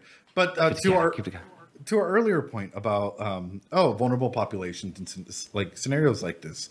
So vulnerable populations, and one of the key things with this is you have to remember, what do you consider a vulnerable population in that regard? Individuals try and say, oh, because you're grieving, you're a vulnerable population. But in that same regard, we have to remember through that, your actions are still determined by you as an individual. It's the same thing as though you're really, really drunk, right? If you do something, what ends up happening? You're going to get in trouble, right? Because it's your decision that you end up making. A vulnerable population in the sense of like, hey, you know what? There's an individual with a mental disability, right? IDD member that might have like an intellectual disability or like developmental disability. We can look at that and be like, hey, you know what? They might need extra protections. You're individuals that can't care for themselves. They have no sense of person, place, or thing, right? That's sort of one of the main areas that we look at when we look at vulnerable populations. However, when we look at an individual that's in the process of grief, they're still a full-on adult teenager, whatever Rudeus is at that point in time, who clearly knows his actions and what those actions might entail. Is he in the best emotional state to go ahead and act like, you know, be like, hey, I 100 percent would do this, would do that. We can go ahead and be like, hey, you might be more emotionally in tune to trying to feel good, which sex is a basic need that will try and make you feel good, right? And that's what a lot of people lean into. Hence why cheating is a very real thing. And this is why you get a lot of cheaters nowadays where they don't feel happy in their relationship and they go and fuck around. Does that mean that they were in an emotional, vulnerable state? No. It just means that they, like, you know, they were trying to go ahead and feel good in some way, shape, or form. They're not a vulnerable population at that point. I think the most telling thing for me when I was going through that segment, even when I was just before the anime came out, like I said, how they kind of changed it where Roxy climbed on him. Right. It was still a question mark there. Mm-hmm. So when I covered it, I'm like, I can see how when I was reading through it and doing my analysis, and I don't let people tell me what I'm going to come up to, whatever. So really going through it the first time, I was like, I could see how this can be seen as I already knew coming up to that. I would admit, the only thing I knew coming up to that chapter was that people hated Roxy. Certain people hated Roxy. Mm-hmm. And so when I got to that point, I'm like, oh, that's why specifically these people right here that I've talked to before hate Roxy, because there's a commonality between these people. And it starts with an S. Right. They really like this character that starts with an S. But no, when I got to that point, I'm like, okay, well, I wanted to, at that point, kind of assuming that was the case, I wanted to hyper-analyze each situation. In the end, I came up to the conclusion that Roxy came in there with the understanding that not really knowing that would be a bad thing for him, with the assumption that that's just what people do to fix people in that situation, and the understanding that, I mean, people, again, unless you're Mil's faith, have multiple wives, whatever. Like, she didn't feel like that was a wrong thing to do. But again, she was coming in there with the mindset of giving all these options to get him out of the situation, but ultimately coming to the end of he's going to die, and Elinalise said this is the way to fix it. And then he pulls her and says, okay, well, if I'm fine enough, go ahead, Rudeus. You can take me. But the thing that was telling, and why in the conclusion I came to it was Rudeus's fault, and only Rudeus's fault, is because it seemed like to me he was in the right mind. Mm-hmm. Because when she presented, if you want, you can sleep with me, or we can take you to brothel, in his mind he thought, who put this into her head? Right. Oh, gotta be Elinalise. Right. That tells me that he knows exactly what he's doing, that he's in the right mind, because he's thinking of something funny about the current situation before he drags her and pushes her on the bed. Plus, additionally, after the fact, him realizing, I made the mistake. Right. He never thought she took advantage of me. Right. He never thought he forced herself upon me. He never thought that she did the wrong. He felt he did the wrong. Yes, putting aside that later on, you have Roxy literally saying, I was curious about your thoughts on that. I think sure. I think you follow my mindset, if I remember correctly, unless I was somebody else that I watched. Oh. Later on, when Roxy says, I wanted it. It was my fault. Listen to my excuses. It's because I love you and all this stuff. I almost felt like a good portion of that was her trying to take upon herself the sins of the situation and saying, move on, Rudeus. Right. It was my fault. I did it. It was for me. I had a benefit from it. Just forget that it happened and go back to Sylphie. Right. I almost felt like she was trying to sacrifice herself in the situation so that Rudeus can move on. Absolutely. I don't know if you got that sense or not. No, same. It did feel like the whole aspect of like, oh, well, I'm going to go ahead and try and get all this guilt on me again, so that way you don't internalize it and you can move on and it's A-okay, right? However, most people took that, and it's like, she's admitting guilt. You see, she said it right there. I can't read deeper into a situation. Got her. Got her. Got her. Caught him 4K. He's done deal. But no, it's like she was legitimately taking in all the guilt, all the feelings, and like everything that Rudeus was trying to go ahead and process and internalizing it onto herself, where it's like, hey, I'm the bad guy here. I'm the one that did this, so that way you can go back to your home, be the father that you want to be the husband that you need to be, and you don't have to think about me. I'll internalize this hurt, this trauma, this pain. But for a lot of people, yeah, a lot of people just took them. We're like, yeah, she admitted guilt. Y'all are wrong. And it's like, no, you guys need to have a little bit better media literacy, which I'm not sure if you're I think that goes down to the earlier discussion where I think some people are just, they get into like almost like a tribalist situation where I think they follow certain characters and they feel like anybody else is the bad guy. Right. And again, it's so fascinating when it comes to Mushoku Tensei, because literally when that episode came out where Rudeus slept with her, immediately you have like people over here going, how dare Rudeus? And then they go off and they go watch the next episode of the other harem show they're watching. And it's like, it's so bizarre to think of it. And it's, again, I got angry when Rudeus did it too. Right. But yeah, it was one of those things where I think at some point I asked my brother, I'm like, so what do you think about this situation? And it was regarding to, Rudeus sleeping with Roxy and stuff, and the almost tribalism that's between each of the Pokemon, basically. Right. And he's like, you know what? I like them all. Like, he's not, like, choosy. I'm like, it's so funny how people just don't accept that from Mushoku Tensei. Right. And again, I think it's because it's so real. And it's so raw that you almost do get connected enough that you're not wanting the harem route. And yeah, I could see it being people that are just wanting one character to have him, and that if he goes with sleep with somebody else, it makes him angry. But it's so odd that there's tribalism happening with the show. Now, it happens with every show. There's always the best girl, but like to that degree, I've never experienced it with another show. The only time I think I've experienced it with another show to this level was probably Darling in the Franxx. I don't know if you've ever watched that show. I haven't seen that show, actually. I'll just say that one character kisses the main character, and people, they literally threatened the studio. Oh, what? People were sending threats to the studio because a character kissed the main character because they didn't like that character. And it was like, wow. Yeah. We're in that much. We're into that much. Yeah, there's some chatter saying that was wild. You must know it. I don't think I've ever really experienced it besides Mushoku Tensei in that show. Right. But it's bizarre because I think people get so tribalist about it. They don't want to analyze what's actually happening. Right. And I mean, that's the whole point with like Kana, with the previous episode, last week's episode. I know we touched on when I watched that scene, I'm like, I feel for Kana right there because she loves Aqua, and he just collapsed. She's never seen him do that. Right. He literally collapsed. This is a guy that doesn't show any emotion, and he's literally collapsed on the ground. Right. And she wants to go after him, but professionalism, she can't. She has no relations to him. Even if she's a friend, I don't care. But then Akane gets to go. And so her immediate thought is, that's convenient. She's jealous. Right. Welcome to human nature, people. Like, people are hating Kana because she's jealous. Right. Jealousy that's a basic instinct. If you've never felt jealousy, if you can't say that that's a perfectly normal response to that situation. Right. I fear for anybody you love that you're not jealous for them. But it was just bizarre that I seen that anger. Right. That I'm like, why? And even through that, something that I always... Because people love Akane, and they don't want Kana to win, and thus anything that Kana does, she's an evil witch. Not to say that's everybody's argument, by the way. But most people's that, like, we're definitely jumping on board Team Kana. It's the waifu wars, man. Yeah, it's the waifu wars, full at it. But something that I was always trying to highlight, they're high schoolers.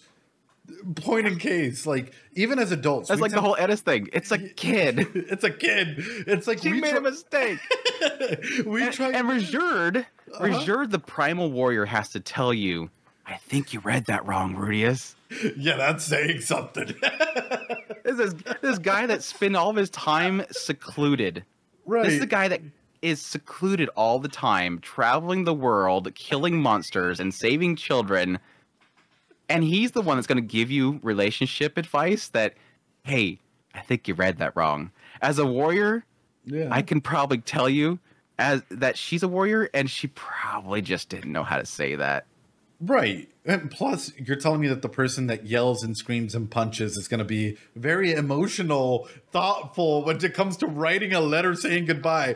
Dear Rudeus, I had a great time last night.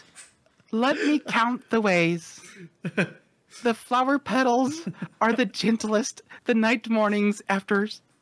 I cannot wait for your touch once again, but alas, I must leave to the forest to train myself so that we two can be pillars together rather than you be the pillar for me. He'd probably still not understand. Yeah, he'd probably be like, huh? Pillars? Petals? I'm a petal? She thinks I'm a girl? She didn't think I was good in bed. Petals, not soft. Just like start going down a random tree thought pattern. It'd be great. I mean, it's a commonality in the Mushoku Tensei world. People suck at writing letters, except for Paul. Paul just beats himself up when he writes letters. I'm sorry, I'm a terrible father. Oh, I'm just so terrible. I'm gonna help your mom. Don't worry, I'm so bad as a dad. But like, Geese? Yeah. Not working out. Send help. Like, Geese sucks at writing letters. Only sucks at writing letters. Mushoku Tensei is a world of people being bad with writing letters. There's a literacy issue as well, so come on. Right. No, anyway, but yeah, tribalism. And highlighting the point that we were on, which is the whole Kana and Akane thing, it's like, there are high schoolers, and I feel like people are often just jumping on board to attack, because it's the waifu wars. You're straight up calling it. It's the waifu wars, and I honestly have it's searching for the thing that validates that you picked the right one. Right. I think that really is what it is. But I have a genuine fear as to like how this is going down the line, like socially speaking. I was actually talking to another one of my friends. He's like a sociologist, and he's like also really big into anime.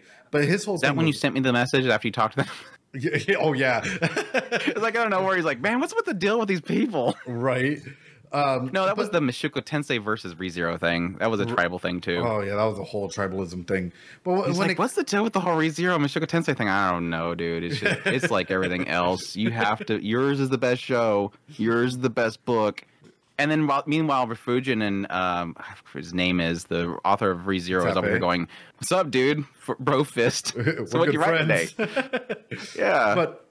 Like my fear is this tribalism is getting to levels where individuals feel it's impacting their own emotional and mental health. Like I have a lot of teenagers, high schoolers, middle schoolers that are coming in for crisis sessions because one of their favorite characters dies in My Hero Academia. And it's like, how are we getting to a point where the death of a character is literally... What's sad is I'm at the point now with My Hero Academia, when a character dies, I'm like, I don't care. I just don't care about any character dying in that show now. And you have kids over here having mental crises over it. And like literally, come on, watch something better. I'm joking. Watch something better. Watch something better. Now let's talk about tribalism. Your show sucks. Watch something better. Right. But it's terrifying though, because it's like these kids are being affected at this level, right? And they're going to become adults soon who are regulating off of, hey, you know what? If my favorite character dies, they still don't have the right skills, they're going to go into crisis. And for them, anime is their biggest medium.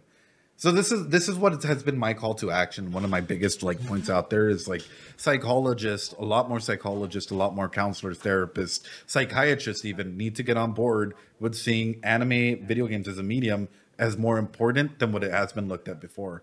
Because I'm like, for example, I've done a lot of like important housing and mental health conferences lately. And the common stigma that I'm getting thrown back out there is, oh, you guys are just kids. People that like anime are just kids. Oh, it has no effect to real life. But books, we can definitely look into. And it's like, books what are we? Better. Right. Like, I have shelves of books up here. They're light novels.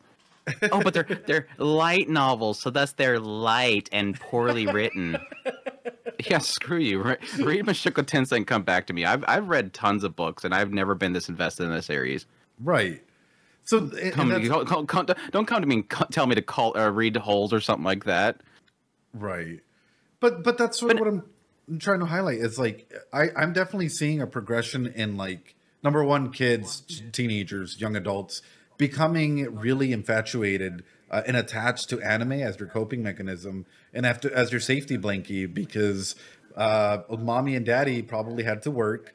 They might have left them with the tablet at home, or might have left the anime on, which happened for me when it came to Dragon Ball Z as a kid coming home. It wasn't bad, but it's like it starts getting to a point where if that's your only way that you can let your emotions out, cope properly, so on and so forth, we might have some issues going forward. And this tribalism might start getting out of hand. I think the concern really is that, and this goes to the discussion earlier about the whole, or the comment about Mushoku Tensei versus ReZero thing, is I think that's just kind of a cultural problem in general. Right. Is that I think the tribalism is really an aspect that I think we're so inundated with the idea of one side or the other anymore that it's destroying us. And I think that's a very political thing that I'm not going to get into details on, but that's literally how politics works. And it's been so... I think before it didn't affect people so much because it was on the news. Mom and dad would get on the television. They come home from work, they'd turn on the television, and they'd watch the evening news. And in the evening news, you'll get a little bit of... They would have it then. There was... Politicians were at each other's throats. Right. Pick your side. Green or red. And then what happened is that as we start getting social media coming into effect, now you can't stop a waking moment in your life without opening up a social media feed or some sort of feed somewhere, or you're scrolling through videos constantly. And what does feels like anymore 98% of those videos and posts have what are they saying? Pick a side. Pick a side. And if you're not on our side, you're the enemy. Right. And I think that that's bled over to other things. And again, it's not new. I remember fighting my friends over the console wars when I was younger. Oh, yeah. You got a Sega Genesis? Come on, Super NES is where it's at, you idiot. And then, you know, later on it was, Xbox? you know, PlayStation versus Xbox versus... There's always been a divide. Right. But it's more scary because it feels like it's getting more and more extreme. So if you're not a Mushoku Tensei fan, you must be a ReZero fan. Right. ReZero's garbage. Subaru is a terrible main character. Rudeus is such a better character. And that I think that bleeds into everything, that whenever somebody says, I like this character, everybody has to scream, no, the best one's this one. Mm-hmm. And yes, most of the time it's fun. It's jest, I think, for the most part. But there is times where I think it goes too far, and I think that's been sort of difficulty. And again, like I said, when I'm covering this series, it's been a difficulty. Like I told you specifically, and I've told a couple other people, I got to the point where I don't want to talk about Sylphie anymore. Right. And I hate that when that's my whole thing that I'm doing with my analysis. I'm digging the characters. I'm looking at their flaws. I'm calling Paul a dirtbag for what he did when he was younger. I'm questioning Lilia. You're grooming your child. Right. For your own sake? Because you cheated on somebody that trusted you with her husband? Your response is that I'm going to groom my child to sleep with Rudeus, who saved me? That's a warped up, that's a screwed up mindset if I've ever heard one. By the way, Lilia is one of my favorite characters. She's freaking amazing. But again, it's like Paul. Eventually, just the character is so freaking good. But it continues like that. Mm-hmm. Zenoba killed his brother in the crib. There's all these flaws with the characters, and you're pointing them out. Right. But then this one, don't touch it. Because I like that character too much. I've had people, to this day, I think I've weeded most of them out, that still post and reply to people in my comment section on my YouTube videos saying, by the way, he's super mean to Sylphie. It's like... Wow. She's not going to come out of the screen and bang you. And even if she came out of the screen, she's looking for Rudeus. Right. She's not going to bang you. It's weird. And it's disheartening because I enjoy digging into the characters. Like I said, that whole video that I made talking about Sylphie and a possibility of her being bottled up. Like the thing that was triggering when I made the video was the whole scene with Nanahoshi. Right. And that was the indication that I was getting, was like, this girl snapped. Right. Sylphie went from 0 to 1,000 just by the mere mention that I might have caused that. You're the one. She was going to kill Nanahoshi. Just like Paul. Right. If Nanahoshi did not have that ring on, which only activates through a mortal threat, a physical or magical threat, if she didn't have that on, she'd be dead. That's crazy. Right. Again, people get angry. Stop talking about her that way. It's interesting. Why does nobody else find this interesting? I love this. This is cool stuff. I loved it. I was like, this idea that Sylphie is possibly yandere, unhinged, and bottled up emotions. Right. That's cool. But you're not supposed to talk about it because it's too negative. And I think if I've had a couple experiences, I can't really mention other examples of cases where people push back. There's other examples. I just can't get into them because you guys aren't there yet, or at least you're not there yet. Sure. But I think for the most part, people are they're pushed back, but they're accepting of it because I think I managed to kind of explain myself enough. Mm-hmm. But I think the problem comes in, and this is a bigger topic altogether, is with the inability to talk about this stuff and snuffing it out that you're not supposed to talk about it, you prevent people from learning. And that's the bigger picture of why I love Mushoku Tensei so much, is that it's talking about deep subjects and difficult subjects that a lot of people are not going to be comfortable with. I tell a lot of people, I love the series, but I fully understand if you've been touched as a kid or something like that, and the moment that Rudeus starts touching Eris, you shut it off. Right. By all means. Absolutely. Say your husband cheated on you and you can't get past Paul sleeping with Lilia. Right. Please, by all means, don't watch it. Don't read it. Right. But I think for people that are able to or want to dive into that or want to heal and they experienced it, I think it is super refreshing because it brings up those discussions. It's like I mentioned earlier, why I think the whole situation with Roxy sleeping with Rudeus is a great episode is because, damn, it got people talking. Why don't we talk about things like this anymore?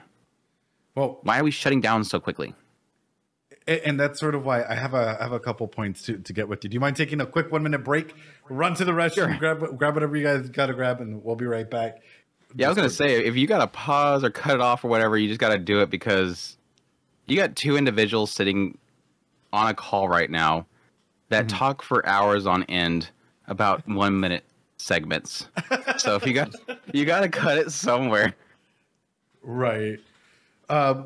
Well, my main thing though was, and I kind of want to touch with you on this, which is it feels as though a lot of people aren't in, I guess you can agree or disagree, give or take. I'm seeing a lot of content creators ride the middle wave altogether. So when it comes to Mushoku Tensei, ReZero, like for example, if popularity is saying, hey, we're going to go ahead and hate on Mushoku Tensei is trash. I'm seeing a lot of reactors, content creators in general coming up being like, yeah, Mushoku Tensei is trash. But if it starts coming the other way, it's like, oh, Mushoku Tensei is great. Rudeus is a great character. All of a sudden, we see very similar content creators come back up. Rudeus is great. Rudeus is fantastic. And it's like, so where do you stand? And it's difficult to be a content creator and state your opinions. Yes, you're going to get hate for it, but at least you stand for something. And that's something that I've always thrown out there. It's like, I'm more of an analysis channel than a reaction channel, and I'm going to make a fuck ton of mistakes, and that's okay.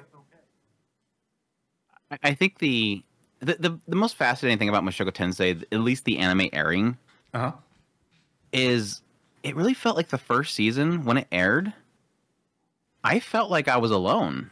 Or at least at the time, it was like my starting out of my YouTube channel, really, was what it was. And then I was doing the podcast, which I've done with my podcast, my brother, for like 12 years before then. And it felt like we were alone. It honestly felt scary because the narrative that was around Mushoku Tensei, at least for the first season, was if you watch it, you are a PDF, as the chatters were saying earlier. You're a pedophile. Right. You're okay with it, is essentially what they were saying. And it was kind of scary because it's like, should I cover this show? Because it's one of those ones where it makes you afraid of people coming after you. Right. The only big YouTuber that I seen that spoke positively about it was Gigguk. And I was like, thank you. You had, when he, I don't know where it was. I think it was when he was doing his top of the year. Somebody can probably correct me when it happened. He had a live stream where he got called out for liking Mushoku Tensei by his commenters and staff and the chat and whatnot. And he responded to it very clearly. Right. I like Mushoku Tensei. Just because I like Mushoku Tensei does not mean that I am okay with child. And just like if you like Attack on Titan, you're not pro-genocide, right? Right. You consume it doesn't mean that you approve of it. Right. And I was like, that's the clearest you can possibly put it. And I was like, thank you, Gigguk. You're a big voice, and you literally stood up and told people, shut up. But no, the first season, like I said, I felt like everybody was really negative about it. And I barely found anybody that was positive on it. There was people that were positive because it was gorgeous. Sure. But very few people that I felt like were okay with speaking out that it was good. And maybe that was just my circles. Second season, it felt like out of nowhere. Suddenly it's like, wow. Wait, so it's okay to like this now? like I'm still covering it. I'm still enjoying it. But like, wow, it's okay now? Right. And so I agree with you that it was odd that, and it's funny because I never really realized it until you pointed it out, especially towards the later part of the second part. Because first part, it felt like it was pretty crickets, which is understandable because you have literally the volume 7, which, you know, give or take, people like or don't like. And then we're getting into the university arc. Right. Or in the ED arc. And I think it was about part 2 where suddenly out of nowhere, I agree with you that it felt like there was a wave happening. There was a wave happening where suddenly out of nowhere, 1 week you would have a lot of people causing drama, then another week you would have a lot of people saying it's amazing. But I think it is really, it's not so much that. I think it's really just sort of the algorithm hitting you, where you're online enough, especially with X. It happened with Facebook. I haven't been on Facebook in forever. It happens with YouTube. Sure. You'll get these algorithm jumps where suddenly out of nowhere, somebody wants you to see that they're angry, and it's driving engagement by being the extremes. And I think this is what kind of feeds that whole extremes thing we were talking about earlier, is that people feel they have to be an extreme to get the attention, right? Either one way or the other.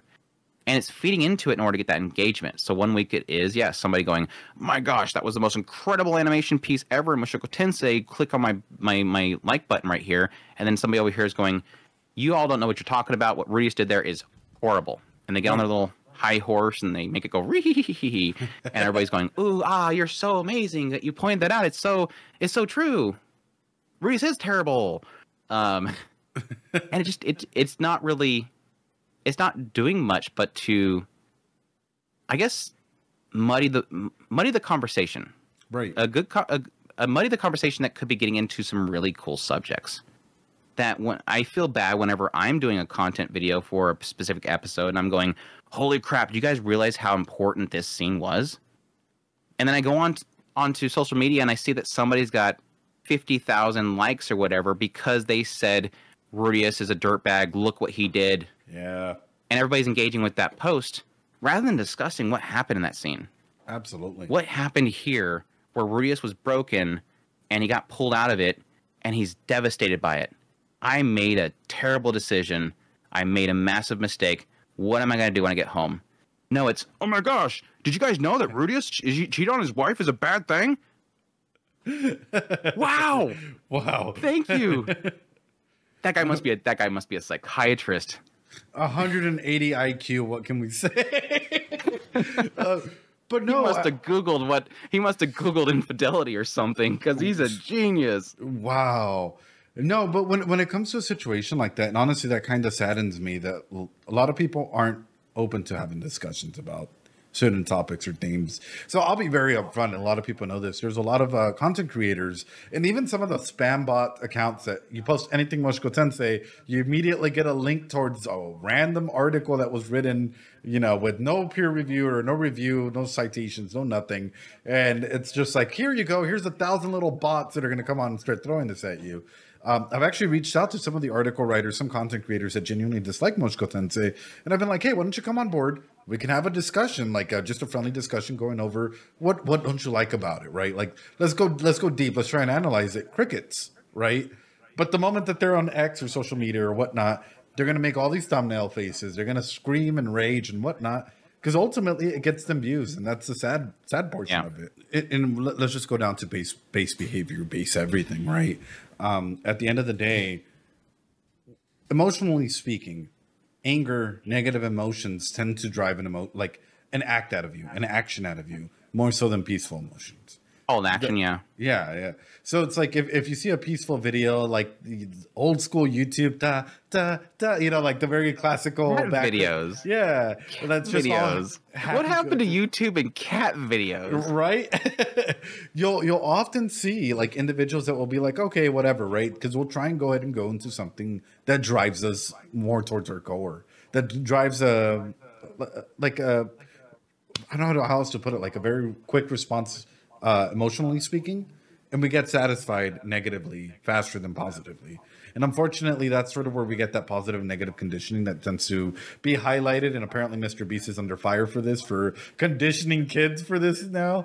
But the main aspect that comes in is like, how have you been conditioned our entire lives, right? You do something bad, you get reprimanded for it. If you get reprimanded for it, you have to take action to either improve or you get reprimanded again. And unfortunately, this goes all throughout, like anything we do. You're at work, you fail at work, what happens? You get put on a PIP plan, it's a reprimand for you. All of a sudden, anxiety spikes up, you have all these emotions. So we're used to seeing negativity, and we're used to knowing that negativity sparks an emotion deep in us that requires us to take an action, as opposed to being like, wow, great job, Andrew, your videos were fantastic. Sylphie takes 10 out of 10. Like, it's like, yeah, we feel good. Biggest Sylphie fan ever. But like, what actions are we going to take from that? probably nothing, right? As, in terms of like people would just spam the same little thing, not many engagements because a lot of people would just be like, okay, that was a good take, and let's move on. And that's the unfortunate. W. Yeah. That's it. Yeah. I guess just to sort of touch base and maybe wrap it up, because we can go on indefinitely, and I love this conversation topic. Endless. Yes. We have to do another one. We definitely do. I guess I think I hit everything that I made on my list over here except for Ruijerd and Aisha I wanted to talk about. That's about it. Sure. I guess the one aspect that I wanted to go back and touch on real quick was the Norn. The Norn. Wow. The Norn? The Norn. Nornal. I call her Nornal now. She's Nornal. She's just normal. Normal. Which was the whole aspect of when I wrote that post, nowhere in it was I criticizing Norn. I feel like people thought I was criticizing Norn. I'm like, no, what I'm saying it's like is the Sylphie thing. Like I said, it's a Sylphie thing again. It was just straight up like, hey, in healthy adult relationships, if you're going to discuss something, discuss it with your partner. Don't discuss it with other people that aren't in your intimate relationship. Like right. That's a decision that has to happen between that. Yes, she's emotional. Yes, she's grieving. Yes, she has 1,001 things. Of course, she'll use it to go ahead and displace her feelings and maybe put you in the right place or whatever you want to go ahead and justify it as, right? But she shouldn't have anywhere have been in that decision-making process at the end of the day. And people lost their shit. Oh, I got DMs, like death threat DMs from it. It was hilarious. Do not talk bad about Nornal. How dare you, our precious Nornal. She just lost her dad. How dare you? Right. It's Nornal. You know they changed that scene? How so? And I found this very fascinating. Okay, so Norn goes crazy, which, by the way, the anime was hilarious because literally she's over here, like with that sword, the previous scene where she's barely holding the sword up. Right. Papa's sword is so heavy, she's like nearly falling over. And then literally cut scene, and she's got Rudeus held up and just drops him. I love that shot where she just literally just drops him and goes after Roxy. And it was like Rudeus just kind of collapses on the ground. But anyways, so Norn's going off on Roxy. Mm-hmm. How dare you, if you're an adult, then how could you even do that? Blah, blah, blah. She's going off. Right. And yeah, when I was in that segment, there was two issues that I was facing with that whole scene was, yes, one, she should never have been in that room. Right. She just lost somebody. She's emotional. And this is going to set her off, especially as a believer of Millis. Right. But anyways, the other issue that I had was really around Sylphie not speaking up. I was like, come on, Sylphie, please. Sylphie, please. Sylphie, come on, please. Girl, please. She was letting Norn go. She was letting Norn get it out. Letting her speak her mind. But what was interesting was the change was in the novel when finally Sylphie stands up and goes, that's enough. Walks over to Roxy, says, Roxy, stop. Stops Roxy. Norn's like, why are you stopping her? Why are you stopping her? In the novel, she says something like, Norn, shut up. Ooh. Sit down, basically. Right. That's enough, basically. In the anime, she says, thank you for basically being angry for me, in a sense. Right. And I was like, I like the novel more. Because in that moment, I felt like it was like Sylphie was taking control of the house. She was the mom of that house. Right. Shut up. Sit down. You've said your piece. And I was like, you go, girl. You go, girl. Yeah. She's basically like, shut this. I have it somewhere. I need to pull it up because it was like, again, it was like one of those aspects of like, it's not that I'm upset that it was changed, but it's like, it's so much power in that scene. Right. And it's kind of unfortunate that it was kind of changed in that way. And again, that goes back to what I was talking about earlier, where that almost a feeling of them changing things. Is this it? Yeah, here it is. She says, sorry, Norn, I know you were thinking of me, but it's all right. Thank you. That's it. That's how the anime goes. Right. And then Norn stops. In the novel, it says, Norn, could you please be quiet? You were being far too harsh this whole time.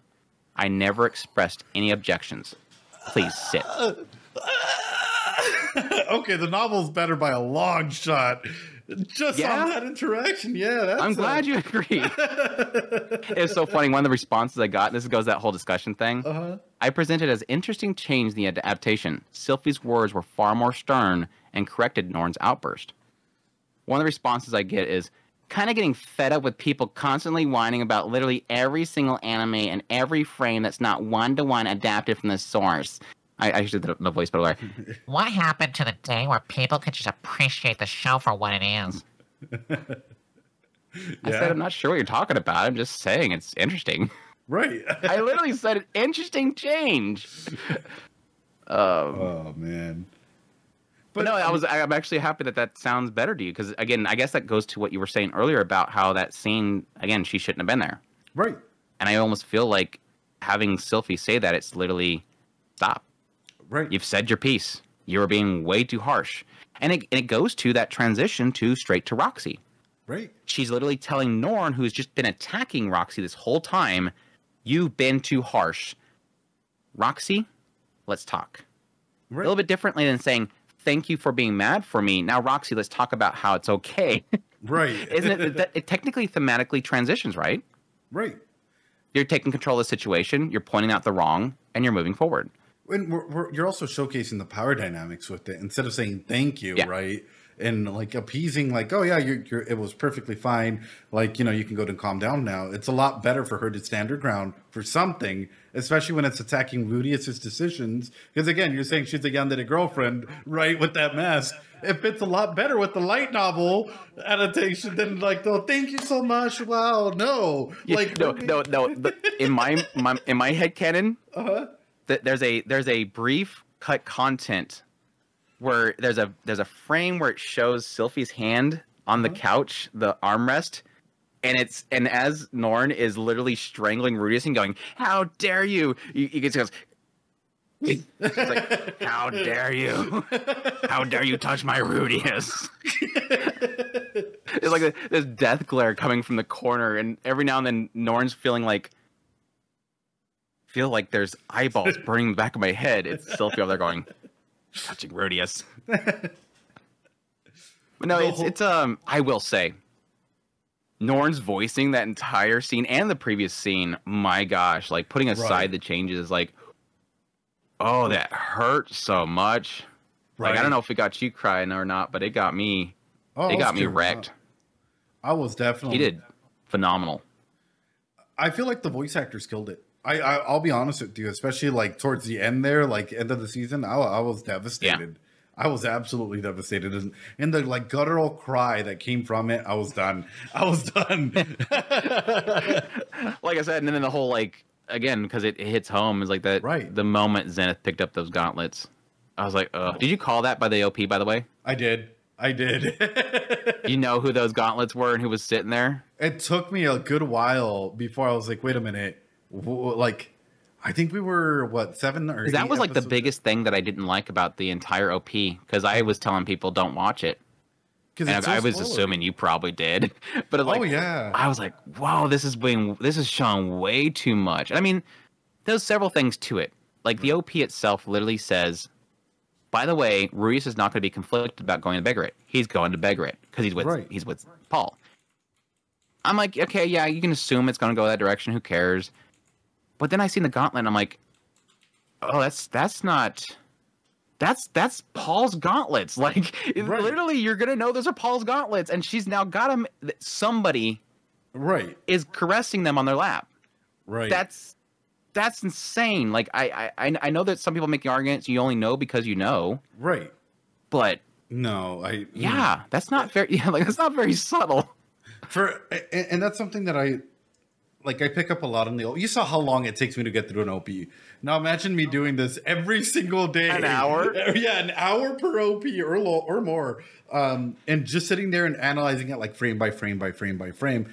It'll pop up. But no, you spent like almost an hour today, and you already done it before. Correct. We do it like an hour plus every day, every week that we get to every go day. To yeah, every day. Well, I mean, our Oshinoko just analysis of the opening was around 7+ hours of mega cut, like as I was going through, and it's just the 1 minute and 30 seconds of opening. So that's what we did for Mushoku Tensei as well, and it's like it becomes increasingly obvious that like what they're gearing towards. Him with Roxy and the silhouettes, you know, the whole aspect of like watch him fuck it up. That was perfectly timed in the lyrics there. The funniest thing that I had with, I think it was this OP. You know, there's one shot where it shows the bottle, Right. but they summon. And it was so funny because when I did my video on it, of course I knew what happens in the season because I read it already. So my analysis really is like, hey guys, let's talk about what I see in the OP that replies to what I've already seen. So it's a full-on spoiler run through of it. And I got to that scene and I was trying to figure out what they were showing there. And I'm going into like, man, I'm not a flower person, but I'm sure that flower is important somehow. And I'm looking at the wall and I'm going, there's obviously this has got to be Nanahoshi's room because there's a circle on a piece of paper on the wall. So I'm like, what could the circle be? What could they be showing in this frame? And then after I think I was actually doing my video on it. Right. And I'm recording and I got to that page and I'm going, I'm not really sure. I'm thinking about the flower. It's the damn bottle. I'm looking at everything in that shot and it's the PVC bottle that the flower, it's literally in the novel. It says that they put it in the windowsill with a flower in it. I'm like, I just think it was just a jar. Right. It was so funny. That shows how very observant I am. It's like one of those things where like you're trying to find the exit and you're looking all over the place and it's literally right in front of you. Just open the damn door, Andrew. You're looking at it, you're like, man, this is a really interesting door. How do I get out of here? I'm stupid. I know. Going into an escape room with you would be fun. I think so, because you'd be looking for all the other solutions. I'd be screwed. You would have people watching on the video feed going, "The bottle, dude. There's a key in the bottle. Just look at the bottle, Andrew." Wow. That'd be my bad. I want to talk about the Warriors of the Desert too. Did you hear about anything on the Warriors of the Desert? No, at least not that I'm aware. I got to talk about that. All right, please. You're okay with skip content, right? Yeah, feel free. Absolutely. Okay. So when they traveled to the Beggaret continent, I was very upset that they skipped most of the Beggaret travel, which I knew they were going to do that. Right. But there's a moment where they're traveling and they have to get with a caravan to make it all the way up north. And they end up joining forces with they're calling it their Warriors of the Desert. This group of mercenaries that will travel with the merchants and whatnot. And the group that they end up joining up with, they eventually will have these moments where they'll have to stay the night and, you know, they'll stand guard. So Rudeus ends up staying on guard with the female warrior of the group. Right. And that's when they get into basically the entire culture of the Beggaret continent.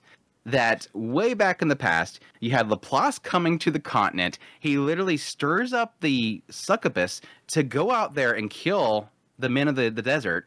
Right. And so the men, the culture itself has to create some way of countering it, which is how are we going to overcome these succubus?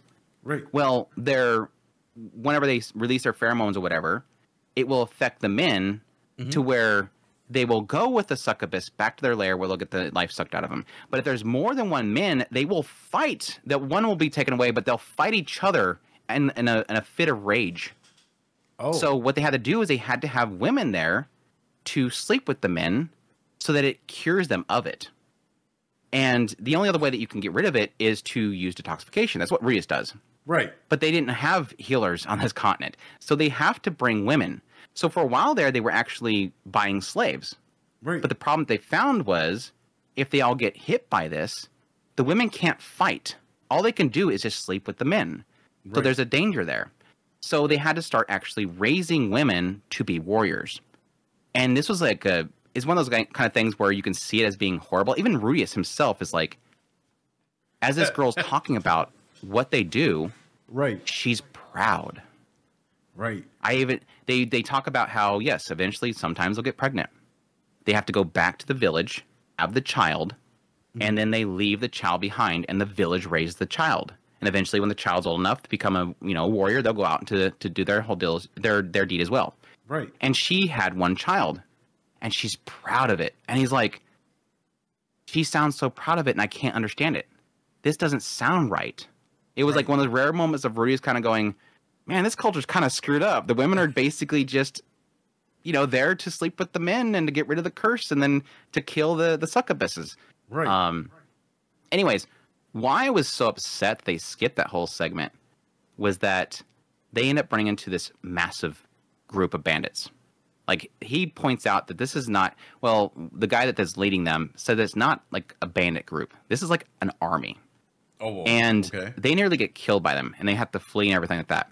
And Rudeus, he's like literally trying to build up walls to block the cavalry from chasing him down. The entire time these arrows are coming in, they find out very quickly the arrows are poisonous because you have like camels getting hit by it and they're falling over, foam at the mouth. And Elinalise the entire time is at his side. She's got her shield up. She's running with him. Come on, Rudeus, get up. Come on, Rudeus. Set up another thing. He's still casting spells, running with him. They finally get away. And it was the best scene. It was a moment that I loved Elinalise before this. Right. But this is like the sister Elinalise moment. This is where I like, if I didn't before, I love this girl. Right. Like, I wanted to get a damn poster put on my wall of this girl at this moment. So they established very quickly that, of course, the Beggar continent, they don't speak, common tongue, human tongue, whatever. Right. They speak fighting god tongue. Mm-hmm. And Rudeus knows fighting god tongue, so he's able to speak with these people and negotiate with them. Elinalise says it's okay. She can still go to the brothels when they're there because she speaks a universal language. Right. But anyways, they lost one of their members. Sure. He was the first person to get hit by an arrow, struck right in the chest. They immediately realized it was poison. The dude's dead. There's no way they could have saved him. And they ran away. And it just so happens, the girl that would tell them about their culture and everything like that, right, that was the man that she had that first kid with. So it was like this whole kind of question mark of, do they not have, Rudeus almost felt like the way that she was explaining, they don't really have like a bond with the men. Right. Even though she had that child with him, it kind of implies she did have a bond with him. That Right. her having his child, she did sort of have a bond with him. So she was extremely upset. And this is one of those moments where people have, and it does this a lot, this almost sense that Rudeus is something special. Right. This is a guy that can raise these massive pillars. And it's the entire time they keep mentioning the fact that they keep telling him, take a break. Because normal mages, Right. they conserve their mana for when they need it. Right. But Rudeus has a massive mana pool, so he's just, the entire trip, he's just blasting stuff. Quagmire, stone cannon. Quagmire, stone cannon. And the leader's like, normally mages don't use that much. Right. Oh, I'm fine. No, you should take breaks. So she's thinking, this guy is incredible. Right. Why couldn't you have saved his life then? You're incredible. You could have done something. You could have done some amazing spell or whatever. Right. You could have killed them all with your spell. And the cool thing is that, yes, Rudeus in his mind's thinking, I guess I could have. I mean, I didn't think about it. I mean, I guess I could have taken a life. There's a little bit question mark in there if he's okay with taking a life or not. He's like, Right. Look, I raised up walls and those cavalry hit them when they're horses. They probably died. Right. But he never thought about it. And then this girl's getting in his face. Like, you could have saved him. Elinalise, again, she does not know what she's saying. Doesn't know what Rudeus is saying. Steps up there. Puts her shield up in her face. Backs her up. Oh. Says, Rudeus did everything right. He didn't do anything wrong. And she's just chewing this girl out, assuming this girl is claiming that Rudeus did something wrong. Right. Just saying he did exactly what he should have done.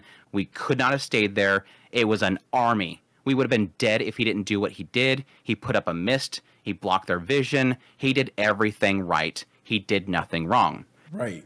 And this girl, again, doesn't know what Elinalise is saying. She's talking human god tongue. And she's staying in Elinalise's face. And this is the thing that cemented it for me. Right. You willful child. Do you want to go? Let's go. It was like this moment of her just like stepping up. Oh, what a willful child. You want to go? Let's go. And Rudeus kind of puts it in his own mind that even though this girl doesn't even know what Elinalise is saying, she's getting the hit. Like, she's picking up on what Elinalise is putting down. Step off. Back off. Right. But no, eventually their captain comes in and drags her away. So he says the same thing Elinalise said. He did exactly what he should have done. But again, it was like I wanted to see that animated so much. Because like I said, that sick. And it wasn't until after that Reese is like, after everything kind of gets resolved, and he's walking with Elinalise, and she's basically reassuring him, "No, you did a good job." Right. He's thinking in his mind, "That's right. As we were running, poison arrows were coming down on us, and the entire time he was running, he's like thinking, don't hit me. It's not going to hit me, right? The arrows are not going to hit me. Are they? They're not. They shouldn't hit me. They're not going to hit me." He was at his side between him and the lineup of archers. Right. She was shielding him the entire time. She was going to take those arrows.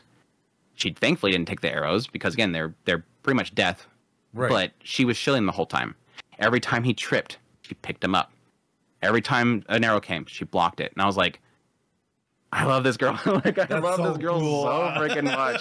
She gonna make sure that boy gets home to her granddaughter. It's like, again, it was like, I wish that was adapted. And it was funny because everybody was saying, and this goes to that whole discussion about skip content and stuff like that. Right. It's like, yeah, I would love a 1-for-1.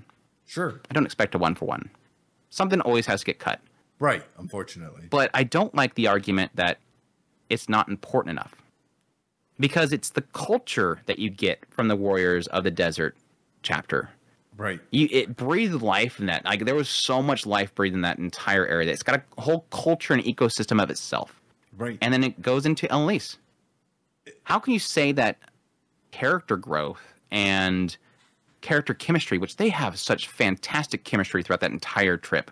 Like, right. The two of them work so well because Rudeus has got that pervy humor. Right. And Elinalise feeds right into it. And it makes them back off every single time. And yeah, what a better person to be traveling with when you're dealing with succubuses that are like the worst enemy of the Rudeus, the Grey Rat family. Right. Because he horn dogs over it. He's constantly saying, Elinalise, just the tip. Come on, Elinalise. Come on. Nobody has to know, Elinalise. And she just clomps him on the head and says, detoxify yourself already. I'm getting all hot and bothered. Again, like they cut it, but when they got to that one ledge where he had to elevate her up and they got to the griffins. Right. She didn't want to let him go. She's grabbing his butt as they're going up this elevator because she's getting hot and bothered because she's got to do it every now and then. It's just, their chemistry was so fantastic. And so when people were saying it's okay because it's not that relevant to the story, I'm like, but that's Elinalise's character. Right. Chemistry. Right. That's them. That's those bonds that they create in their entire journey together. Sure. It was a sad skip for me. Because like I said, that was the point which I fell in love with her. I feel like if that was included in there, my appreciation for Elinalise would have skyrocketed. Like, I loved Elinalise as a character already, don't get me wrong. But actually seeing something like that where you're seeing her step up and be like, hey, he's getting home, back to Sylphie at the end of the day. I'm going to make sure of that. Even though she's fighting all of her emotions and, her horniness and 1,001 different levels out there. Seeing her step up and genuinely be there for him when she doesn't even understand the lick of what's truly happening would have cemented everything for me in that aspect. Yeah, and there was one moment too where you seen the worms that were on the ground. Right. At some point, he misstepped and felt right inside of a worm. He was literally engulfed, like he was underground. And Elinalise, he ended up using like a wind slice and earth magic and got himself back out of there. But when he came back out, Elinalise was hit by a scorpion that she was fighting and was massively poisoned. And he feels like because he got trapped, she panicked. Right. She panicked. She thought he was dead. And she slipped up. She would never normally get hit by the stupid scorpion, but because he fell in there, she had a lapse of judgment because she thought he was dead. Right. And so again, it's like one of those moments of like, this girl is just looking out for Rudeus, like she's just heartbroken that she thinks that something happened to him. It's great. I think their journey was fantastic, and again the thirstiness. Like my journey with Elinalise has been an interesting one because when I first met her, I'm like, that character. Yeah, it's the thirsty elf character that wants to just talk about sex all the time. When was the changing moment for me? I guess it was the reveal of the curse when she first met him up in the north. Right. Oh God, I'm thinking of more skip content. I'm like, we don't have time for me to go to every skip content there. But that's so there's good, a whole, there's a whole, before Bodygotti and Elinalise leave to go find Rudeus, there's a whole moment where they're in the northern tip of the Demon Continent at this port city. And they imply at that point that Elinalise has slept with Bodygotti. Oh, wow.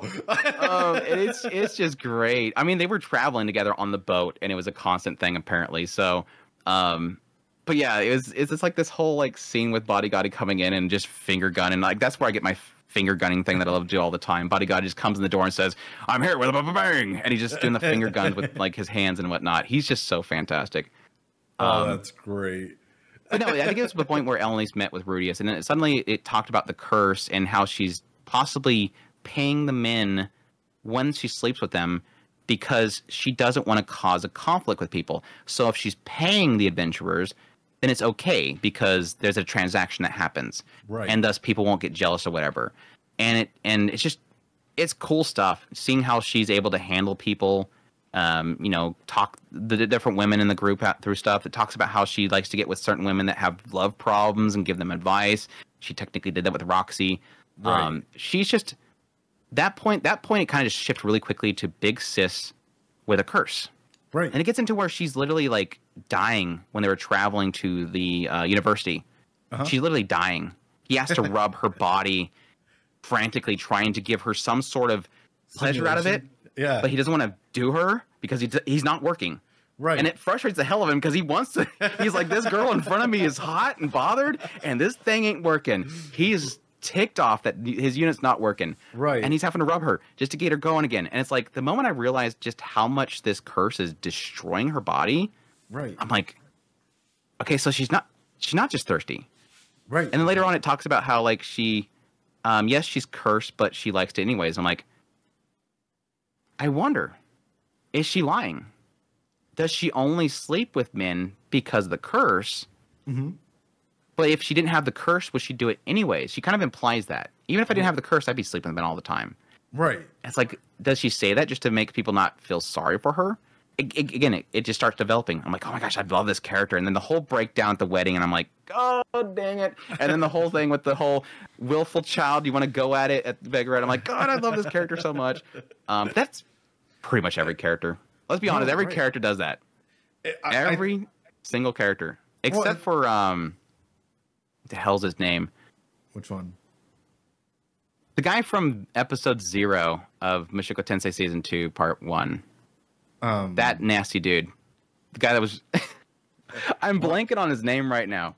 Watch chat, just throw it up. Hold on. Give them 1 second. I could just scroll up and I can get it right now. Darius. Sure, yeah. Yes, thank you, Darius. Except for Darius. Everybody else, I love the characters. Even the nasty characters, like I love their intrigue, so. Right. No, I'll be honest. Nokopara. I'm like Elinalise. I love all the characters because I feel like each one has a different flaw that makes them amazing at what they do. Yeah. Like Elinalise. Like I said, Lilia is like the most fascinating character study. Right.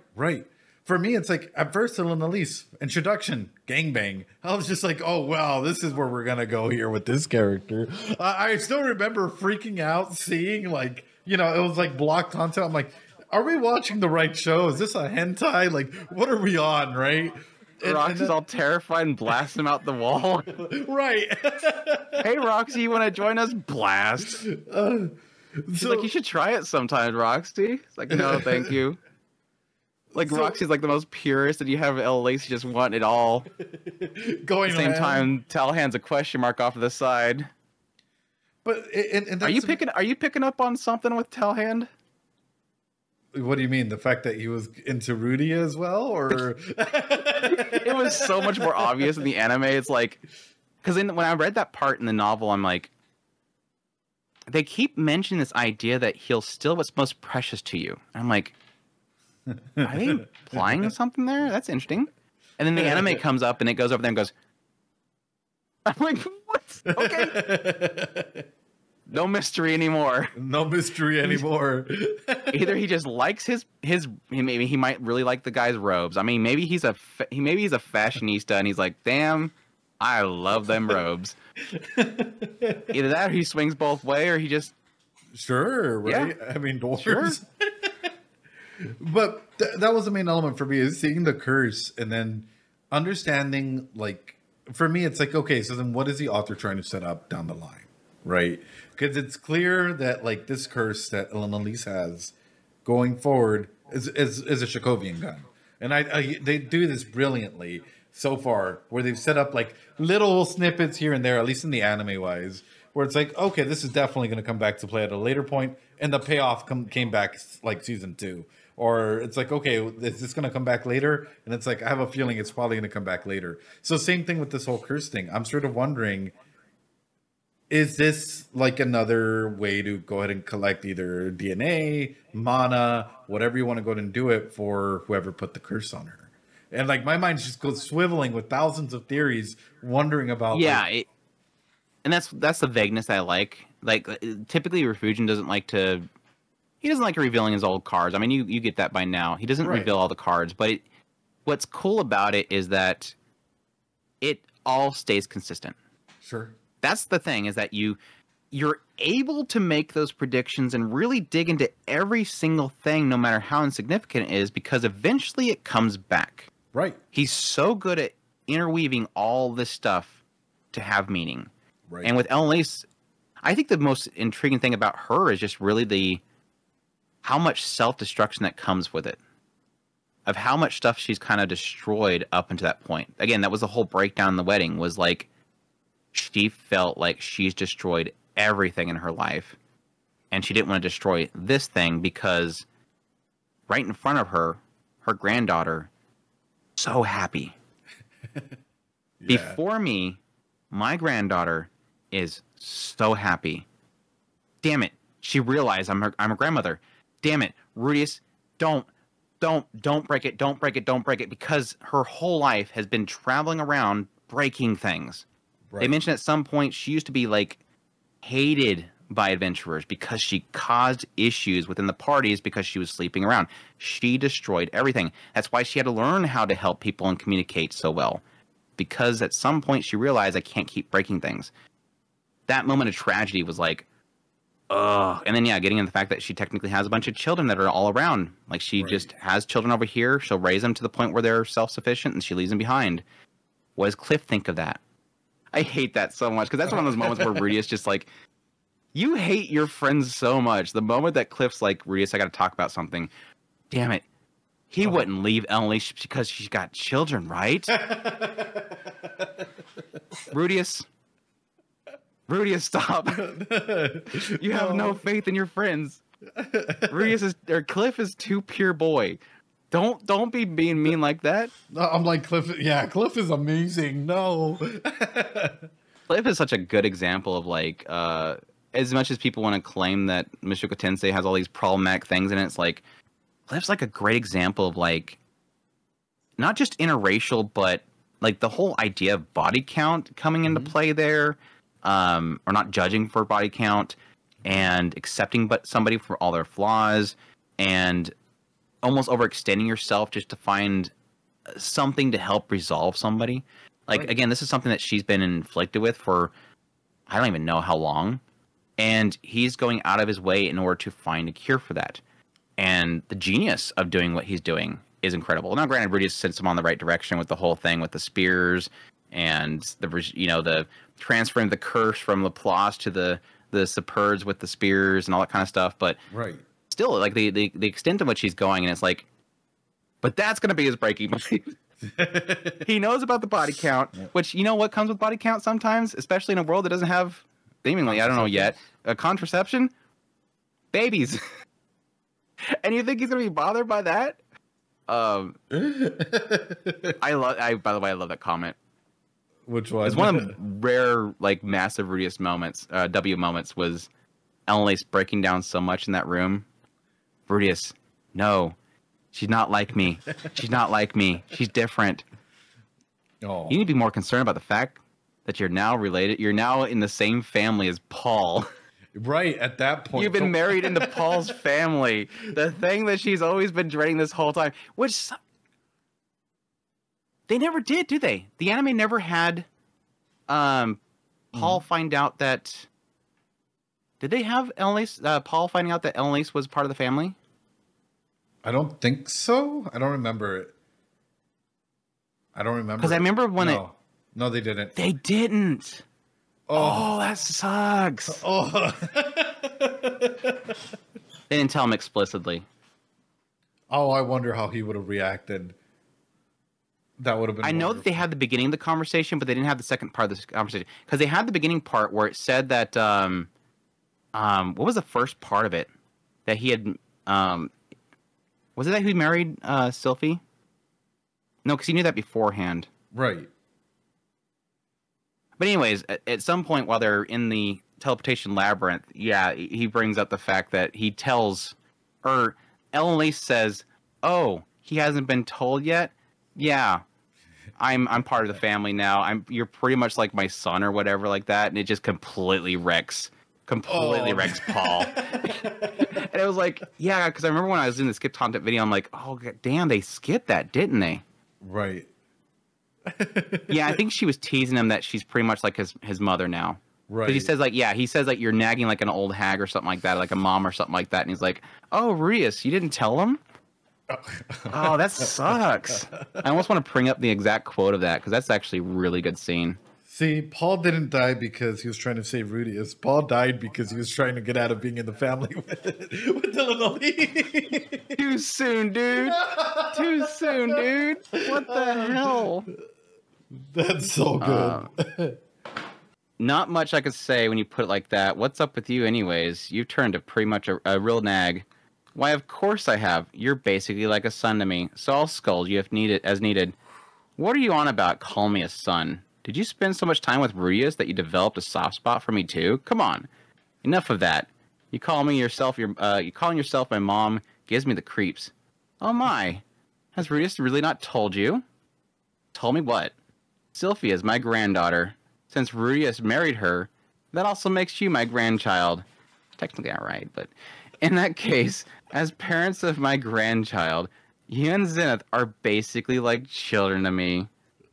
Paul froze, slowly turned, and marched to Rudeus. Formation was immediately broke, and everyone had to stop because they are very particular about their formation as they walk through. Right. Hey, what did she talk about, Rudy?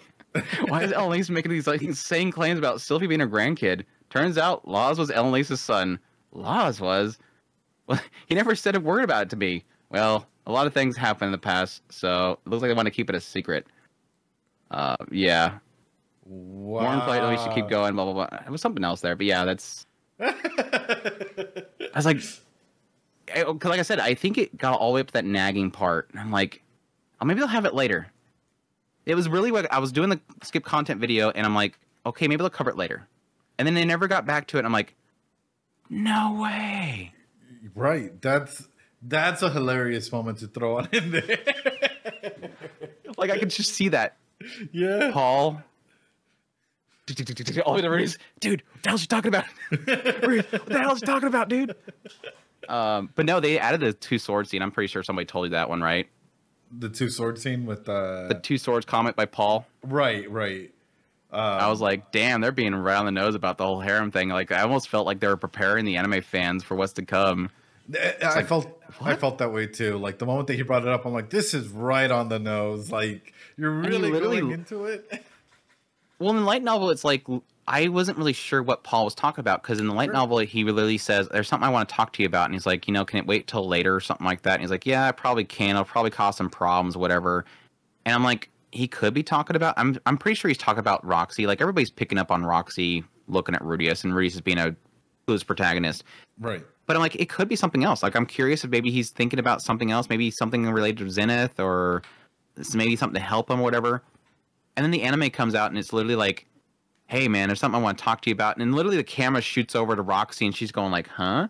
I'm like, okay, no, that's what he's talking about. And then he does the whole two swords comment, and I'm like, oh, man, they're getting the viewers ready for this happening. So I guess that was a little prepper that they decided to set up for the harem. I mean, once they said that, I'm like, when is Eris going to come into the picture? That is where my mind is going to. I'm like, when is Eris going to come into the picture? She's already been done. Again, she wrote a letter. She lost it. She lost it. Oh no. She'll find somebody else. Don't worry. She'll find somebody else. She got Ruijerd. Don't worry. Oh god. Get with Papa Ruijerd or something like that. Speaking of Ruijerd, I want to bring this up to you. Let's talk about daddy issues and the weird bond that Norn is creating with Ruijerd. Dude, Ruijerd's story is so brutal. They pretty much covered most of it, but there was one aspect of the whole past that specifically, I think the anime worded it differently. There's a significant emphasis in the novel series that Ruijerd commanded his men to pick up the spears. Ooh.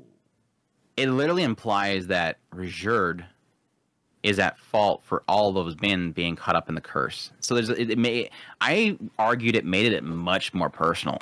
Yeah.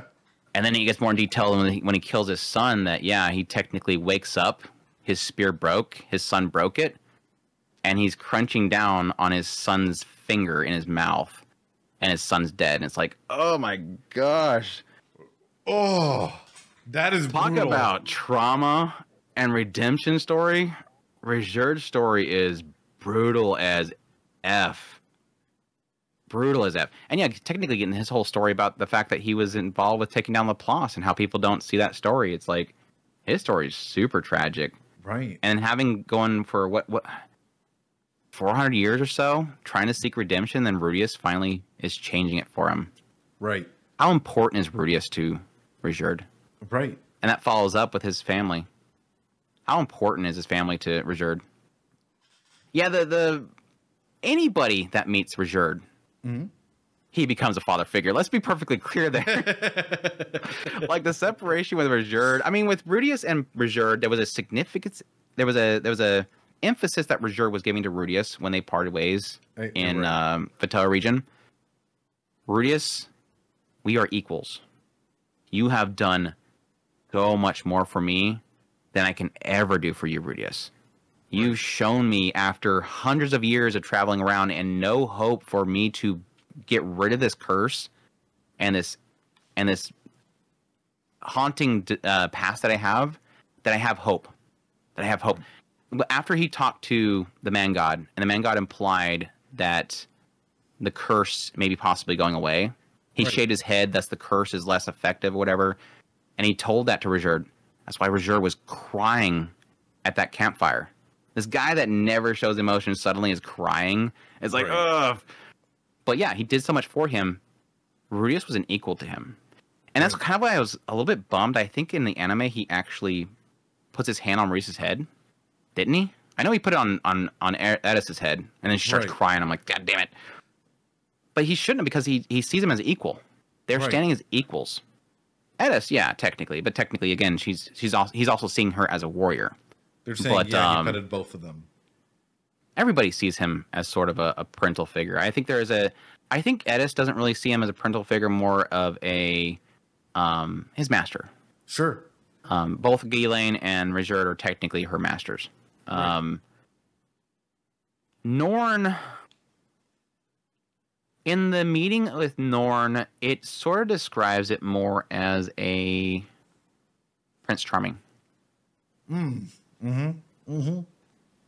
Because what she sees because she's basically upset that she can't go with Paul.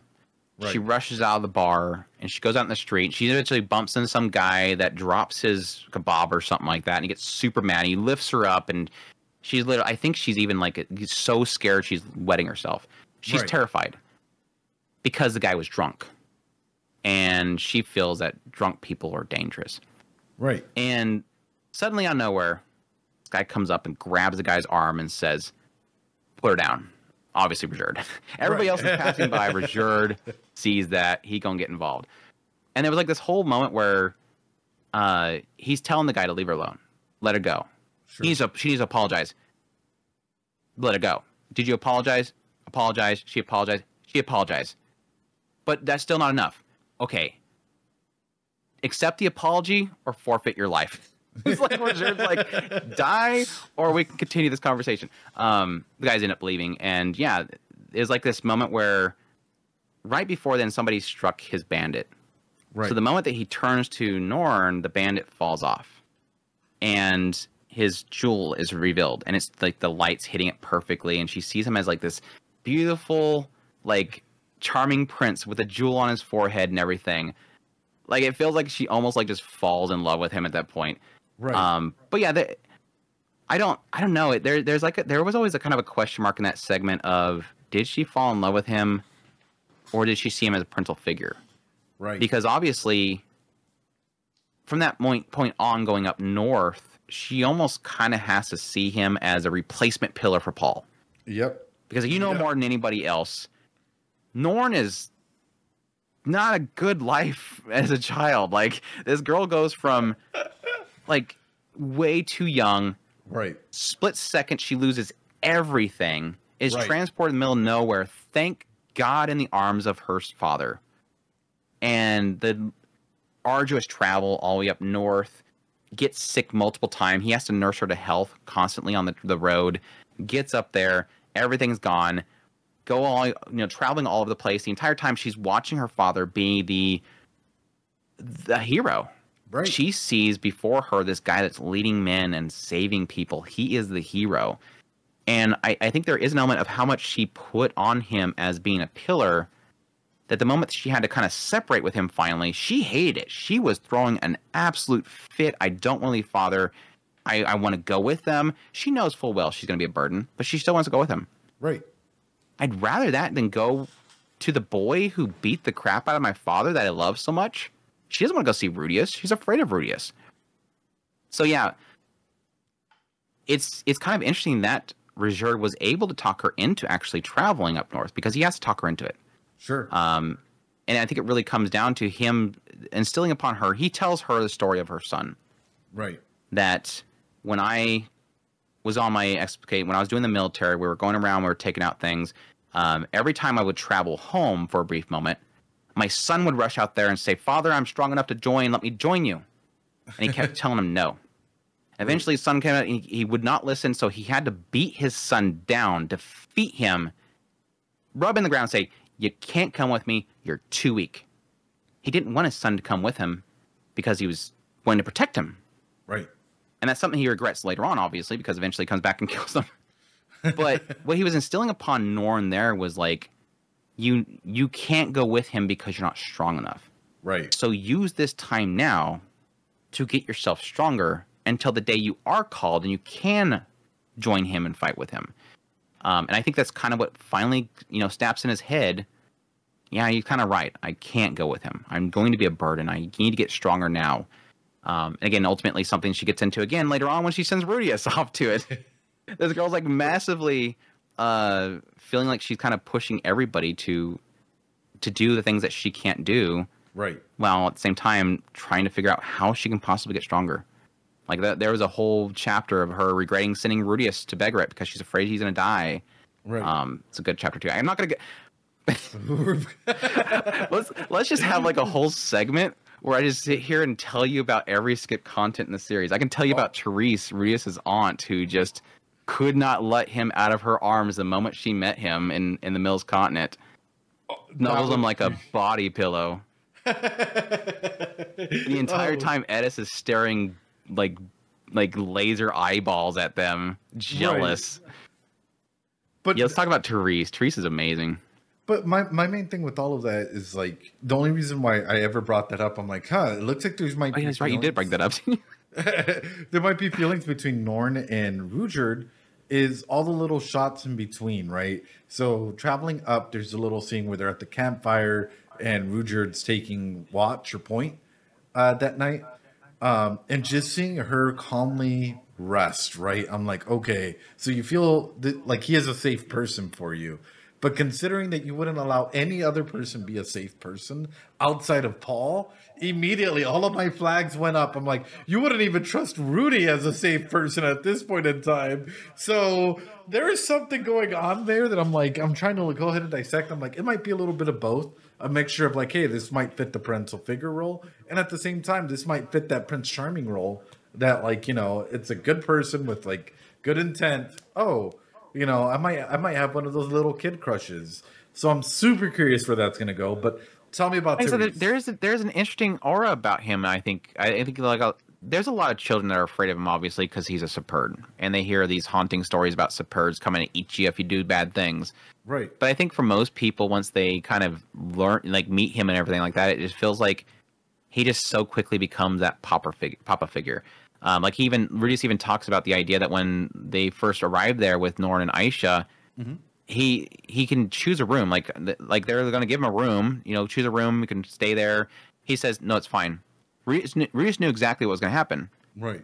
He knew that night Ruijerd was going to go up to those girls' room because Norn and Aisha had a room. He knew that he was going to go in that room and sit at their door. That's just how he is. Right. He's like, this is how he is. He's just Papa Ruijerd. He's going to take care of the girls until the mission's done. And sure enough, apparently the mission's not done. He's going to stay the night and he's going to watch those kids. I don't know. I think again, it does feel like that was a Prince Charming element. Right. But there is almost another side of it that I think there is a replacement pillar. Do you think that can be a concept that can be there because she is accepted? You know, yes, you're right. I'm going to be a burden. I have to go. Right. And like he says, I need to go get stronger. Can it be an aspect of, okay, now, again, this whole entire journey and displacement and traveling around with Paul, it's a single pillar. Right. And then suddenly I have to get rid of this. Ruijerd replaces it. Right. And that's the big thing is there's already attachment trauma. Like, let's be 100% real and call it how it is. The fact that mom is no longer in the picture, even at such an early age, there is an attachment trauma already present there.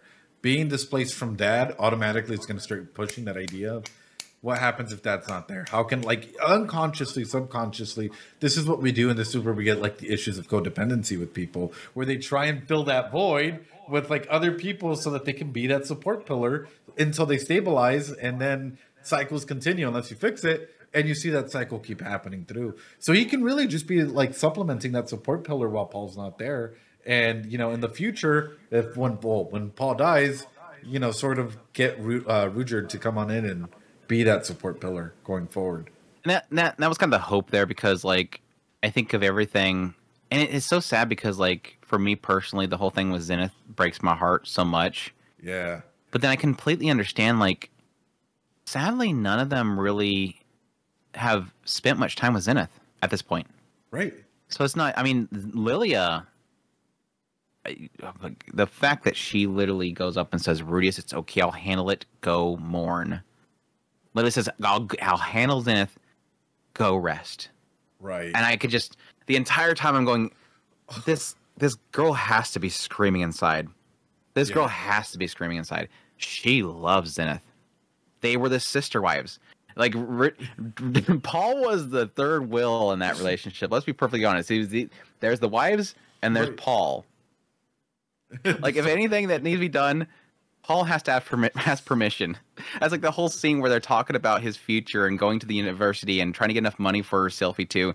The entire time Paul's saying things, the two wives are kicking him in the ankles. They had the pants on that relationship. But it's sad of how much they don't really have a connection to Zenith as much as, like, again, Norn has to Paul. Right. I would even argue there's a question mark of how much Aisha would even know of Paul. Lilia obviously is going to mourn, but I think because I told people I felt like with Lilia, it sort of reminds me about the situation I had with my grandmother's passing. Right. Where I loved my grandmother. But the moment that I found out my grandmother died, it was through my mother who heard it on the phone. She caught a call. She immediately started screaming. Right. And I couldn't mourn because my mom needs help. So I switched into suck it up, mom needs help moment. Support her because she's literally collapsed on the ground. Right. And I felt like that might be what they're doing with Lilia because she had to take action. Paul's dead. Zenith is before me with dead eyes. Right. And I need to handle Zenith while Rudeus gets rest because he just came from this labyrinth. And she takes that responsibility upon herself. And for me, it was like it was like 2 years later, I think, before it finally hit me, my grandma's dead and I broke. Right. And I'm just like, oh, this girl, I'm waiting for that to happen. But it's like in that room when they announce it, the only person that breaks down is Norn. Right. And it's like, how much this family got screwed up by the displacement incident. Nobody knows each other. Nobody has feelings for each other. There's no now is family. That's like I said earlier with like the whole thing with Rudeus and having that child. It's like, this is family moment. Right. Can we finally the displacement incident's finally done. We're finally over that whole thing. But now can we finally now the family's finally together. After 2 seasons, the family's finally together. And unfortunately, Paul's passed away. But can we now get to know each other? It's like, can we? But I don't know what I was talking about there. No, and that's the main element that I was going to highlight as well. Is like, yeah, they're finally together, but they missed so many critical age ranges for these kids that it's like, will they even form an emotional connection? Like, let's be honest. Will Norn look at Zenith and be like, "Oh yeah, that's my mom"? I don't think so. I think it's like, who is this person? Like she has a twofold issue, right? Right. It's not just that she didn't spend most of her life with Zenith, right? But there's also the issue of she can't communicate to her. Exactly. So can she ever have a bond like that? It literally, in a situation like that, Norn has to take the initiative. Right. Zenith can't. Zenith's just sitting there. She's able to do things that whenever they kind of point her towards things, but she's literally just sitting there. And that's a sad thing for it. Thankfully, you get a little sign that Aisha's got a connection with her mother, which that was like a... like that, Norn picking up on that. Like the one massive W for Norn in that scene was literally, Aisha, you don't have to hold back on our account. I love that because Rudeus doesn't even know what she's pointing at. In that whole scene, literally Norn says that Aisha then looks over to Rudeus. In the novel, he literally says, "I'm not sure what she's talking about, but I nodded anyways." And that was a signal to Aisha, it's okay, you can be happy right now. And it's just like the moment that Lilia opens up her arms and she starts crying. I'm like, oh, damn it. Again, because this is like the most broken relationship ever is Norn and Aisha's, or Lilia and Aisha's. Right. Relationship. What the hell is that? Mother-daughter relationship they have is completely bonkers. Like I said earlier, it's like the whole, like, she literally groomed her to pay for her own guilt. It's just crazy. Here's where I'm afraid of that, right? Because it's like seeing how Aisha has responded to a lot of Rudeus's things. It makes me wonder, how far is she willing to go for him? Just seeing some of the small interactions, I'm just like, wait a minute, hold on, we're not getting no it's like kiss Lilia just like trained her. Like I love like the whole thing. Like she's like just doing the whole butt wiggle thing. Like, I'm gonna grow out really well, just like father or mother. And he's like, the hell is Lilia teaching her? Right. What and he constantly questions it. Like the whole date scene where he's going around the town with her and he's spoiling her. Like, again, that was a whole scene where she's like, I want to go out shopping, and she's like buying the seeds for the plants and stuff like that. And the entire time she's going, you can give a little bit of that love to me. And he's like, who taught? Never mind, it's Lilia. It's always this, who taught Lilia? Lilia. Yeah, that's a massive question mark. And again, that was always the really interesting thing with Rudeus, is that Aisha was the first example of, well, again, the light novel, it was Therese. Aisha was the first example of him going, I see nothing in this girl. Again, when he was cleaning her underwear because she wet herself because he launched each other across Sharon. Mm-hmm. He landed on the ground, broke his legs, by the way. And then they go and they hide away. And he has to clean her underwear because she wet herself. And he's like, in my past life, this kind of stuff was like a dream. Like, he wanted this scenario. Right. And now he's like, this is not doing anything for me. It's weird. And I'm like, oh, that's so fascinating. It's like, it's so unpleasant to even think about, but it's still like, but that's significant to a nasty pervert like him, where he just went from the whole previous life where he was after this kind of stuff. And here he's going, no, I don't want that. It's weird. With Therese, literally, Therese was holding like a hug pillow. And she was rubbing against him with her chest behind him, and he's going, she's totally hot. Why is this not working? She's totally hot. Why is this not working? It's super intriguing. And again, that kind of applies to the whole scenario with Aisha. Right. I don't see anything. She keeps doing this, but I don't see anything. Yeah. That's all I'll say. I'm not going to say anything else for you. The fact that you say that, though, look at that smile. Look at that smile. I have my hand. I don't know what you're talking about. It's a fake smile. You're like, I'm not going to say anything. And then, like, the widest, like, grin came across. Hey. And I was like, Well, that goes back to the whole discussion again is I think for the longest time, I was so heartbroken because literally Aisha's working in his house. Right. Again, the moment he's like, you can go get your own life. Norn's going to go to university. You should go find something, right? Right. Go find a job that you'd want to do. Go learn. And she's like, no, I want to be your maid. Right. And I'm thinking to myself, she wants to be Lilia. And Rudeus doesn't want it. Right. It's so bad. It's like, just send her on her way. Right. Hook her up with somebody. You can't have her just stay in your house waiting for the day that you finally, finally accept it. Right. But, I mean, if he has no physical attraction, it doesn't work. So here... What is he supposed to do? I guess I'll throw this question back at you, right? Which is, let's say that Rudeus doesn't give in for any way, shape, or form. They grow up together. Aisha keeps being his maid. He cements his boundaries, and it's all good. Question for you. Would those feelings be displaced for any kids that Rudeus might have? Like her being attracted or getting with maybe a child of his? Yeah. Because, being groomed to go ahead and, like, favor Rudeus, wouldn't that necessarily apply that parataxic distortion for the kids as well? I don't know if that would work just because, I mean, you might know better than me if that is something that could mentally happen, but my mindset more goes to how can that happen? Because the root problem with Aisha right now is, again, that I've always argued, it feels like she was groomed to think he's the most amazing thing ever. Sure. Lilia always said he's the most amazing. And she even thought that he wasn't amazing until he saved her and Sharon.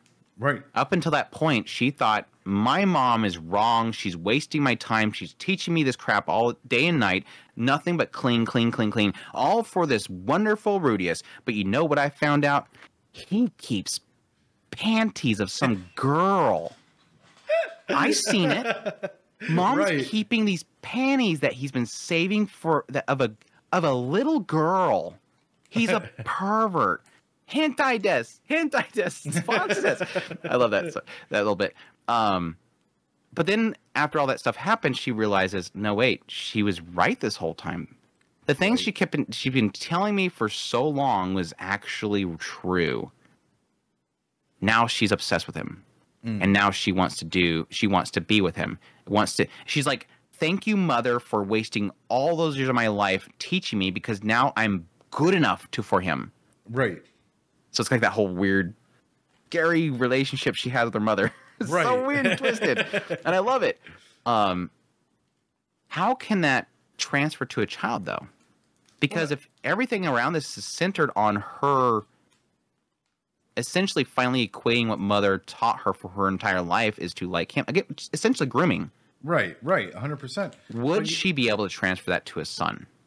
But you just pointed it out there. He was, the perfect individual, godlike individual that you're elevating into this like status level. Can someone that you see as perfect or near perfect not have, or I don't know how to put it, not have perfect kids, essentially? By the way, I don't have the answer to this, by the way. Because that's sort of where my mind goes into, which is like, she would probably sublimate, which is what a lot of people do, by the way, in case you guys are wondering. This is why you get a lot of people that automatically jump, aside from codependency, they'll try and fill a void that is very similar because you try and sublimate that need that needs to get met. And unfortunately, with a lot of like individuals that have been groomed, kids and stuff like that, like especially as they become adults, they fall into very similar habits of like, if they've not broken out of the curse, of trying to get those specific aspects met that they were going for, which unfortunately takes a lot of therapy. It takes a lot of like, hey, you're your own person. You're meant to go ahead and find what makes you happy in life, not what makes other people happy in life. So that's why I'm sort of wondering is if it's not Rudeus, and let's say Rudeus puts up his boundaries, and she's like, well, what's the next greatest thing to Rudeus? His kids. So I'm afraid of that. That's just an internal fear that I have. I would be curious about that because technically, well, I mean, the only one we have right now, we just have Lucy. I mean, she could get in with, she could be after Lucy. I don't know. That doesn't sound right. But I mean, give it a few years and I mean, to wait for their kids, she would be in her 30s before they got of age. Possibly. The Yuri. I mean, that would be, I guess. I mean, even for Rudeus, I mean, Lilia's still attractive at this point. So, I mean, it's not like she got good genes. That's what I'm saying. She got good genes. The Grey Rats have been known for having good genes. So Mickey is asking, wouldn't she just get over it when she meets someone with similar character to Rudy? But it doesn't come directly from Rudy, right? There's this glorification of Rudy that's been happening that, like, you're not a substitute for my brother or his genes at that point. That's always been my fear of her ever finding somebody is it's like, would she turn it into a comparing thing? Right. Every time they show a flaw, she goes, but Rudeus is perfect. Right. Every time they aren't as good at something, but Rudeus is better at this. He can move mountains, basically.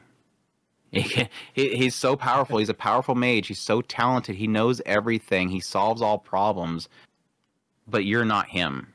Right. Again, that's sort of been the most fascinating thing about her character is that tragic... Raised for failure. I guess the best way to put it. She's raised for failure.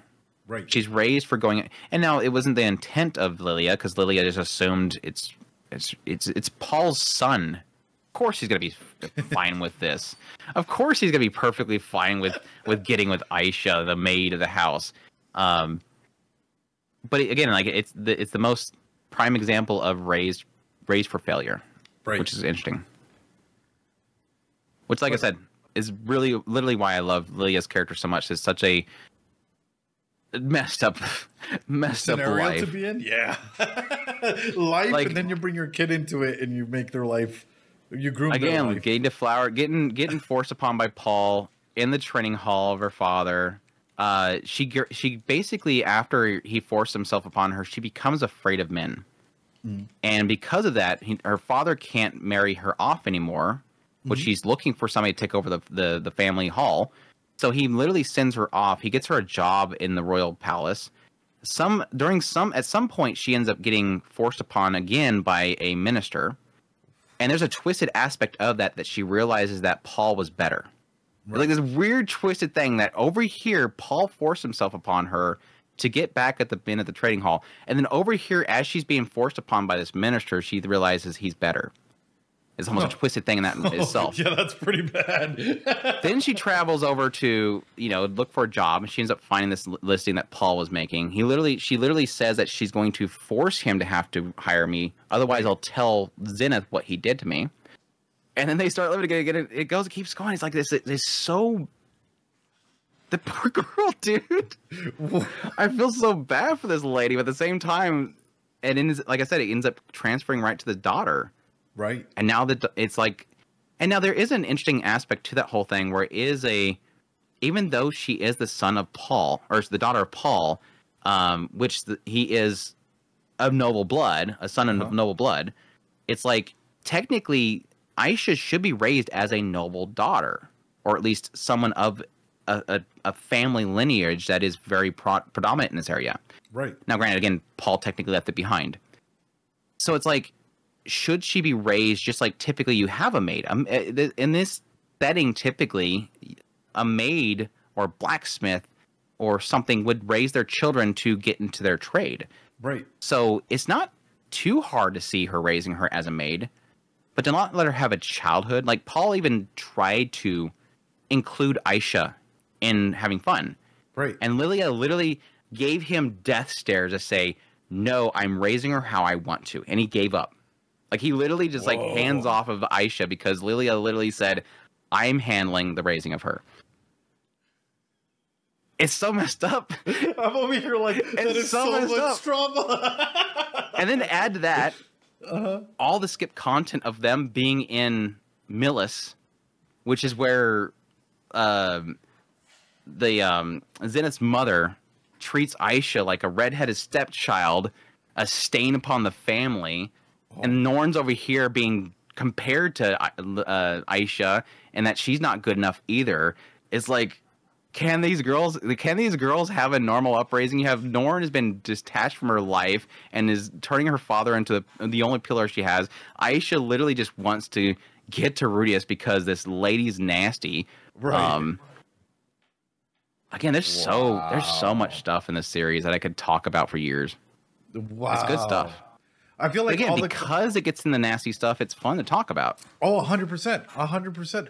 I feel like all the cut content and some of the like the chapters that you've been touching on, I'm like, that would have been amazing if they would have showcased that or even gone a little bit further into, Well, that went to my question I was earlier is like, sometimes I feel like some of the stuff that's cut, it sucks because there's a topic in there. Right. There's something to talk about in there. Right. And with the series being the bread and butter of Mushoku Tensei is these really cool subject matters that most people will avoid like the plague. 100%. That it sucks whenever it does kind of cut it. And again, I acknowledge they can't cover everything. Right. But I do have fears when he does say that he's going to tweak it a little bit to make it more broadly acceptable. I haven't seen it yet. Again, like I said, besides the whole Prager scare thing, Right. I'm afraid of that actually being lost. I'm afraid of losing that stuff. Did you know that when Rudeus was in the bedroom with Roxy after they slept together, that Roxy told her, or Rudeus told Roxy that he's an isekai or reincarnate? No. What? Oh my god, dude! That was the part that I hated. That was the cut that I hated. No. He's trying to tell her what he's going through. Right. And he's basically he gives a hypothetical. Sure. What if I told you there was a man that was going through the situation where he ignored his parents, had problems with his parents. I don't remember the exact word for word, but he's basically talking about his old self and his not, paying attention to his parents. And then is losing his parents. His parents died. Right. And then he was reincarnated and built up a new life and realized that he made that mistake again. And what do you think he should do? Well, Roxy goes, well, he should probably go back to at least visit their graves. Right. Well, what if he can't do that? He can't get there. Well, he should probably, at some point, as he's telling his story and she's trying to figure out what he's trying to say, what was the exact wording? Eventually, she finally basically hints that she knows that he's talking about himself. Rudeus, you should focus on the now. Oh, why they? Now she doesn't know that he's from another world or anything like that. Right. She just knows that he was talking about a hypothetical about himself. Right. It was like, why we skip that? That makes me kind of wonder if Ruijerd was kind of, he didn't think it's significant, or I don't know. It's like, right. That seemed big to me. Like, that seems really big to me. Well, that, and it's like it's centering Rudy into being the here and now, right? Which is ultimately, I'm gonna blow people's minds, the goal of therapy. Get you in the here and now, especially to start the next steps of healing. That's because we're not thinking future orientation or past. We're not trying to live in the past. We're trying to live in the here and now and what it means to go ahead and be there. Her just doing that, I would have scrammed. Like I would have been screaming the entire time. Like, okay, this is just a therapeutic intervention that was done brilliantly at that point by Roxy into bringing him here, right? Like, hey, okay, it's time. Let's go be with your family. Yeah, it was a conflict that he was having. Right. The fact that he's basically disconnected from that past life, and he's got a regret. Right. Again, it was the same mistake twice. And so in that whole transaction that happened in that room, no matter how it played out, it was literally him being stuck at the moment. Again, like they said, the idea of sleeping with the man when they're in that bad state, it almost like tells them that it invigorates them with life. It just injects them with life, gets them back on their feet. That's what Elinalise is basically saying. And so she got him back on his feet, but it's not like his problems are resolved. It almost feels like in that conversation with Roxy, he's sort of saying, I have this massive regret here. Right. How do I resolve that? Well, just go back and see them. Well, I can't. Well, then focus on the now. It's the past life for the new life. You make a really good point there. Yeah. Now I want to find the quote so you can... Please, like... You can make sure that it makes sense. Oh, man, that's amazing. It would have to be right here. It would have to be right here.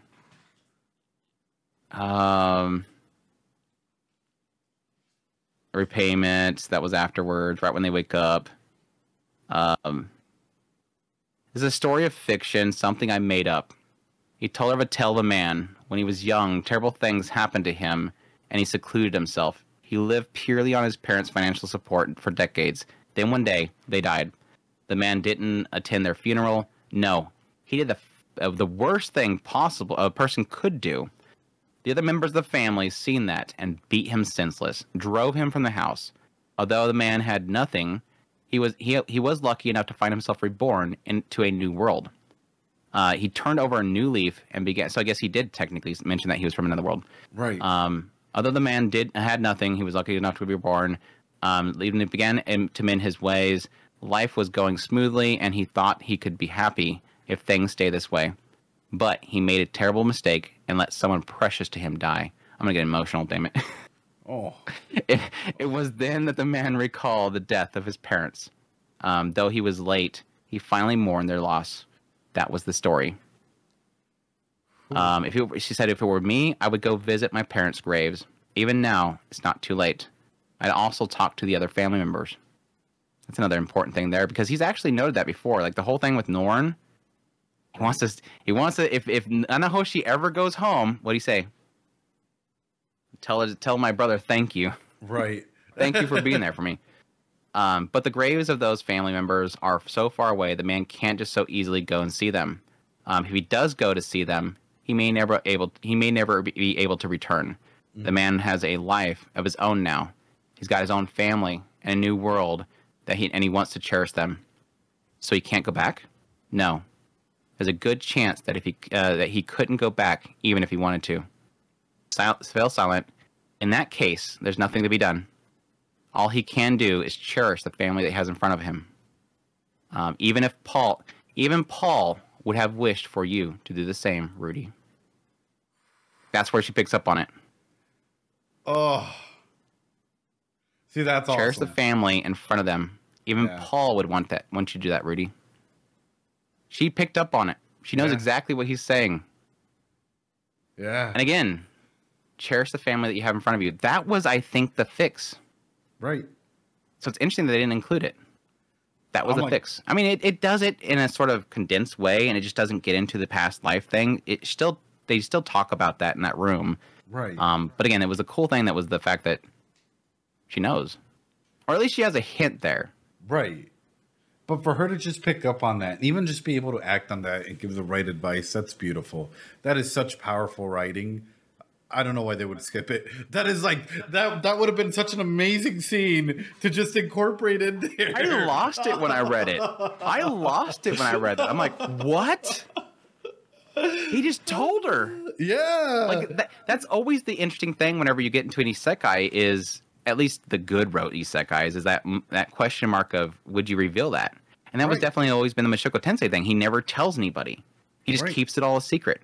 And so when it finally comes up right here, it's like, that's the first person he told. And then, granted, you have the man god. He's talking to him or whatever. But still, that was a moment. Well, and that's sort of what connects me with like his vulnerability with her, right? Because he going out, approaching it in this way. Yes, it's a question. It's the guilt that he's dealing with, but at the same time, it's the level of vulnerability that he's like open to being with Roxy at that point. Because not only was she his goddess, right? It's like at that point in time, hey, I can open up with you and see where this can go, because at least I trust you enough that we'll end the conversation in a nice way. Or like, and you think that's kind of an object or a sort of a transition from the aspect that they slept together? That he's kind of opened up himself to her, sort of like the whole like taking the bath thing together, like Japanese thing kind of is, where they kind of expose themselves and they take the bath together and they kind of, I guess, take down all the barriers, I guess. Right. Well, I mean, look, let's put it out this way, right? And this is something I always bring up and talk about, which is sex is used for more than just pleasure, right? It sometimes allows people to bring down their walls enough to be able to connect on that level. So once you're able, Rudeus always seems to use it to get rid of tension. Yeah, or you use it's like every situation that he ends up banging somebody, he's like, "Man, I was really rough," and I was really rough. I feel bad. I was really rough. He's just like, I've been starving for days. Except for the situation with Eris, he was like, "Man, and she was really rough." She was really rough. She broke the bread. It was like the next morning, he's like, I finally lost it. I lost my V card. And he's all marching out there, like all excited about himself. And he's like, hey, though. Oh, look. Don't be so gloomy. It's a good day. I lost that card after, 40-some years. And then literally somebody's like, no, you didn't lose your virginity. She stole it. She straight grabbed it. She hit it and quit it. But have my kittens, nya. Kittens, nya. Yeah. But through that though, it's that vulnerability index, right? Oh, we got a massive rate of 98 people just coming on through. Welcome on through, people watching Kaka. We have the wonderful oh my god, I have something in my eye. Welcome on through. We're discussing Mushoku Tensei. We're here. We're ready. It's 3 o'clock here. Holy crap! Are we on the same time zone? No, you're ahead. Oh hell no! You're ahead. You're 2 hours back behind me, I think. Yeah.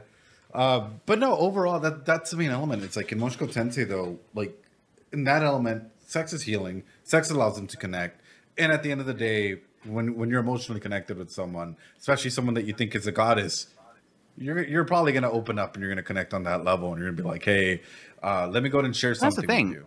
Especially with her, because like of how much stuff he's kind of gone through, where he would have died if it weren't for the fact that he thought of her.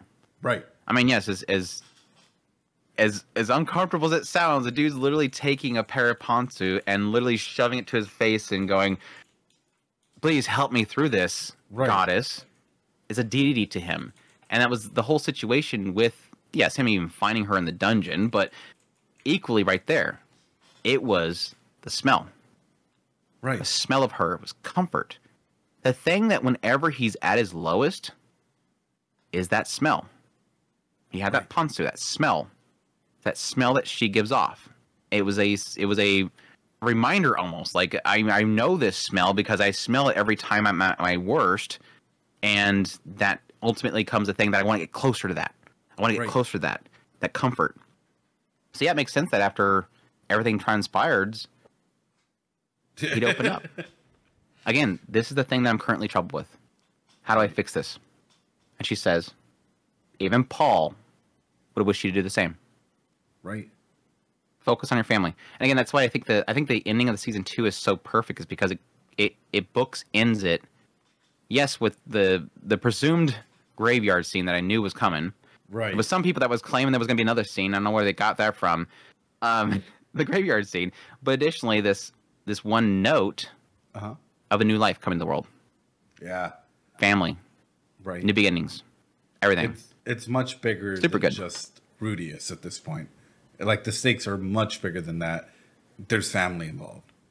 And it's so powerful, honestly. The more that I looked at it, and even like the quick little changes in there, from Norn hating Roxy to all of a sudden Norn and Roxy holding hands together at the end as the baby comes through, and you're just like, oh my god, like this is family, like this is beautiful. And there's probably going to be a lot more moments to come. And so I guess my question to you is, in your thought pattern, season 3, what do you think? What would you say in a couple of words is going to encapsulate the season, aside from the rat? because everyone keeps saying the rat, and I don't know, I don't get that, but I think every time those people bring up the rat is like, you guys, bad chat, bad chat. You just be lucky you're not in my chat. They'd be slapping you guys down unless you overcome them.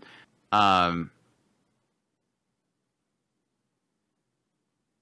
best way I can put next season, as vague as possible, is if they pull it off animation wise, will probably be some of the most incredible set pieces possible.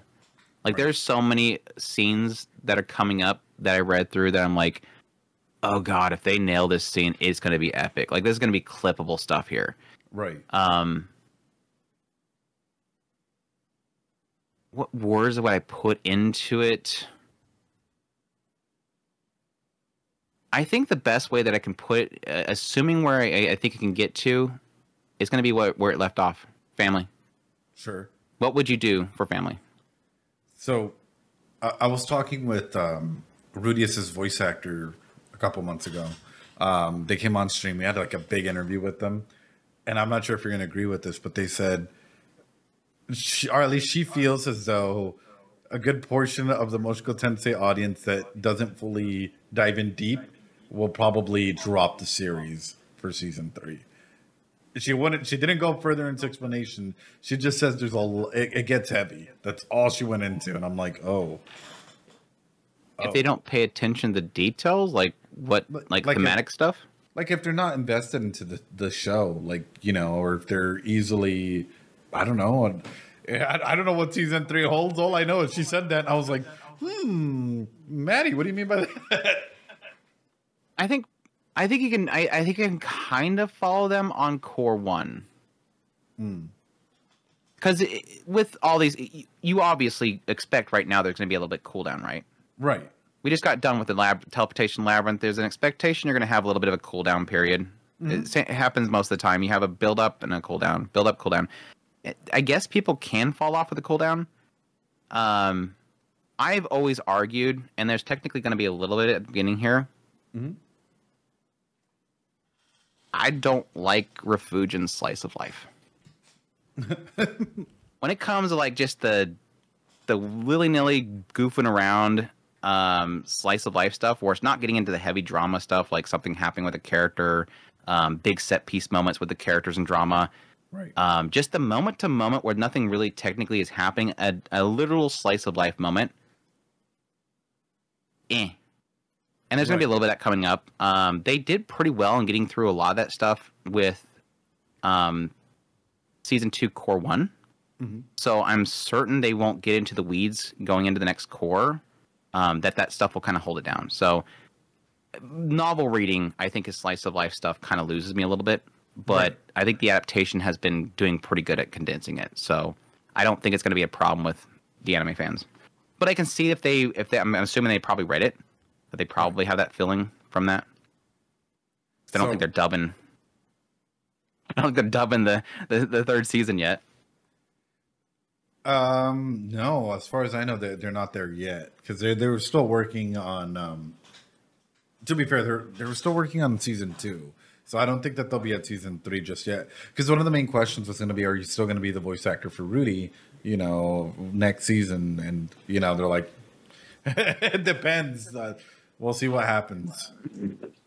That's like literally like the question mark that comes up all the time for Rudeus's save for the Japanese version too. It's like, are they going to still do it? I don't know. At what point is Rudeus's, you know, Juegos are actually going to fall, and he's going to get that deep voice? I mean, she does 30. A good job of it in the Japanese version, but yeah, it's like, when is Rudeus going to have that grunt? When are you going to get that grunt in there? He's going to be 40 with like a beard, everything going through, and no one's like, he's still going to be talking like that. No one's going to question. He's still voiced by a female all the way up until his 40s, just constantly. Oh man, he'll never be able to get away from it. But with that, we should definitely do this again. It was a blast, honestly. I feel like I got so much information out of like the deep cut, the lores, our conversations, and how we hit certain things. I loved it, man. You're wonderful, Andrew. Like I was saying earlier, like when we first talking about doing this, I'm like, I just want to go through every skipped content with you to find out what your thoughts of it being skipped or whatever. And it's like, God, I haven't even scratched, tipped the edge of the iceberg yet. So right. So, but we should definitely appreciate you having me on. I love picking your brain. And same even though I feel like I talk more than I should have. Oh no! Don't even worry about it. Because for me, I came here to pick his brain. I end up talking too much. Because for me, one of the big things that I end up doing is I end up like taking a lot away from what you're saying, as well as like, I guess one of the big things that we tend to do is like analyze how we talk and analyze how we phrase certain things, right? So it's always interesting to see, for example, deflection tactics in use, or how when you touch on certain things, how you deflect accordingly, or you bring back a past thing and weave it in so masterfully. Andrew, you have such great... He brings up the Sylphie thing right off the bat. And you want to talk about deflection? We just started talking. You had to bring up the Sylphie thing. We went hard right off the bat. That's why I was like, okay, let's talk about deflection there. But honestly, it's a blast, and I enjoyed it. And I want to do this again. At least like whenever you're available, I'd be more than happy to have you on. Go follow him, give him that love and support. Honestly, you're amazing, Andrew. I really hope you know that. And just talking with you has been a lot of fun. Incredible, dude. We'll see you next time.